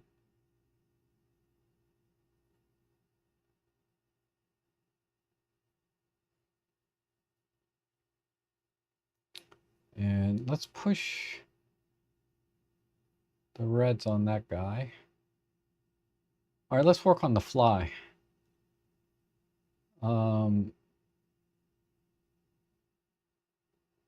See if we can get the fly selected. Not too much. Not like that. So some clear view, micro contrast, and a little push in the shadows. Push on the vibrancy. Probably not as much needed there. Let's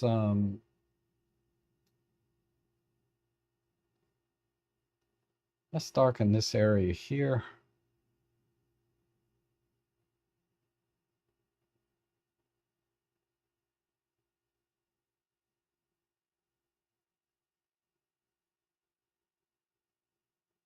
Okay.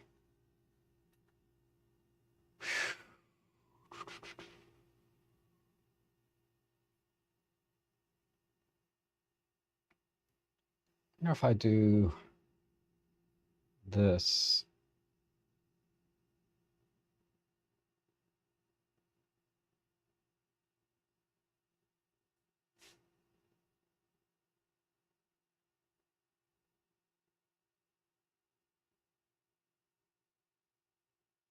Okay.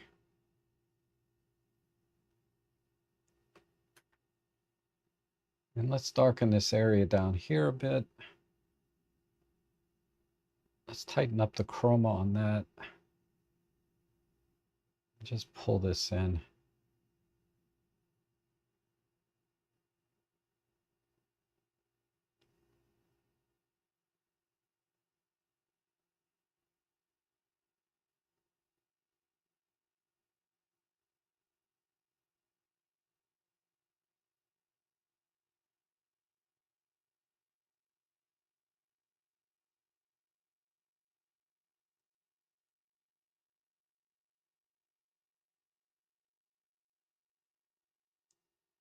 Some problem I'm getting a little bit of haloing here.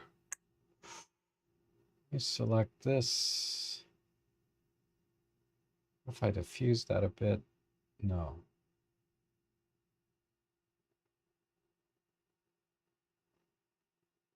diffuse that one a bit. No.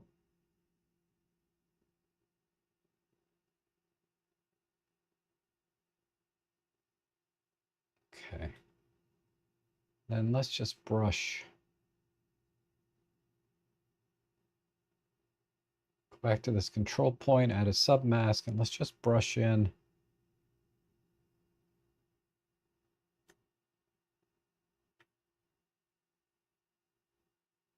Is that working? Oh.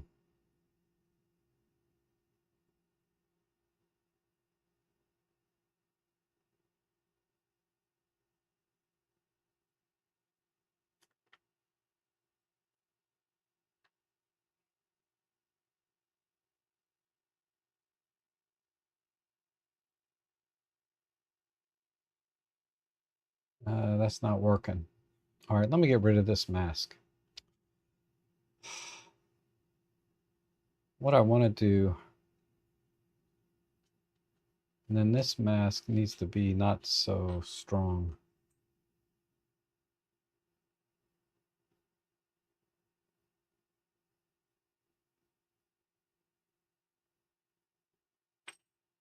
What if we go the opposite direction?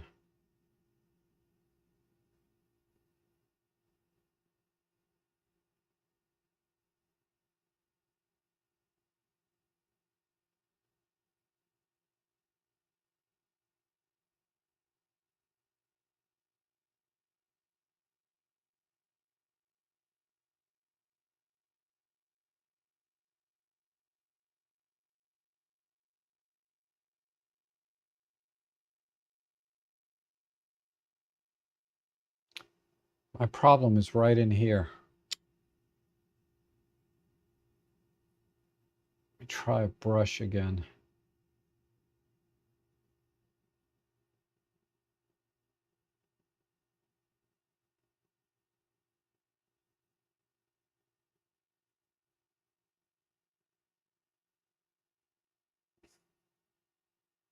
That helps a little bit.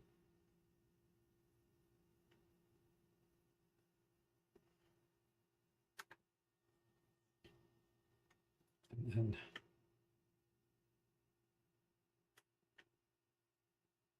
that do it.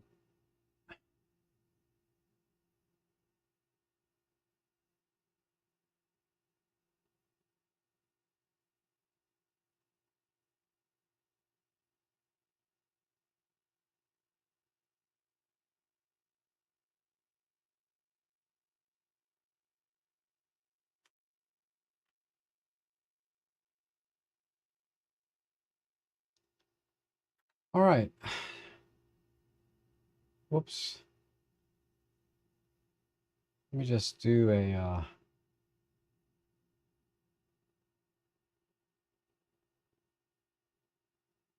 this area is really bothering me though. It's this mask, right? There's the fly mask. But if I back off that diffusion, no, I like it better that way. This is the mask that's a problem.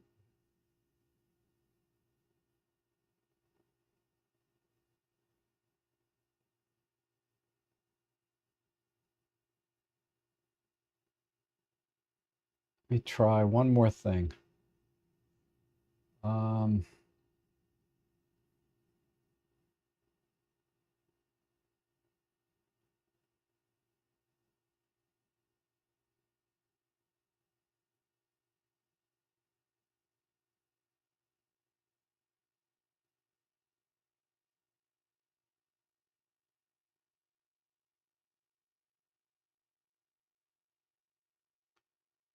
I think that's all I'm going to be able to do.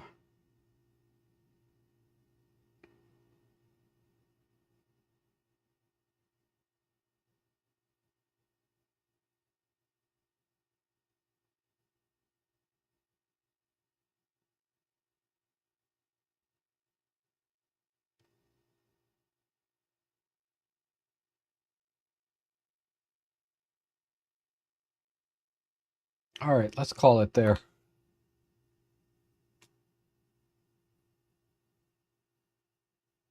So here, yeah, this is the original on the left. And there's just tiny bit of softness across the frame, and that's partially due to the stacking process. Uh,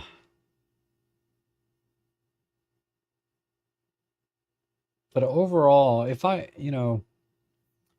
these little highlights here and underneath the wing, again, that's part of the stacking process. It's picking up different lighting that I would try and spend a little more time to correct if I really wanted to fine tune this edit.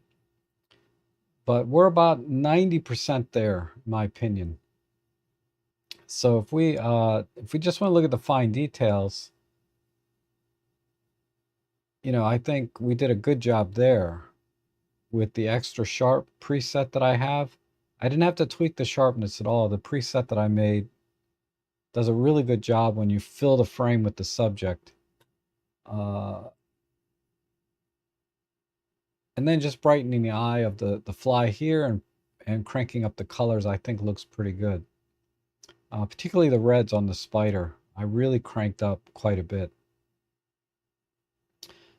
But that's it.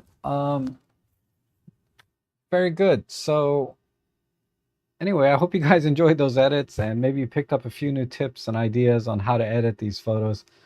I spent a lot of time on the portrait and moderate time on the landscape.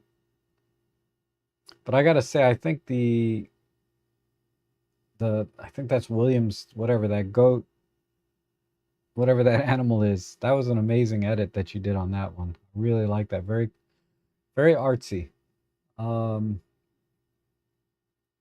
But yeah, great shots all around. Thanks everyone for sending those in. I should be back Sunday for the normal photo chat. Then I'll be back again Tuesday. Next week will be, I think it's, well, Prime Day's around the corner, but I'm going to do some shopping on Tuesday live. And then another editing session, but then I'm going to have a special guest on next weekend at a different time. I'm going to do it on Saturday, my time, in the evening. But I'm going to bring Matty Solanto on. I haven't had him on in well over a year because he couldn't make it to the Micro Four Thirds meetup that I do like January, February. So I'm going to bring him back on one-on-one, and we're going to talk about some different stuff there. So be sure to join us for that. But thanks everyone for joining me today. I really appreciate you sending your images in. If you want to support these live streams for photo editing, use my affiliate links down below, or you can buy me a coffee or make a donation. It's all greatly appreciated. Thank you so much for watching, and I hope to see you guys all again soon.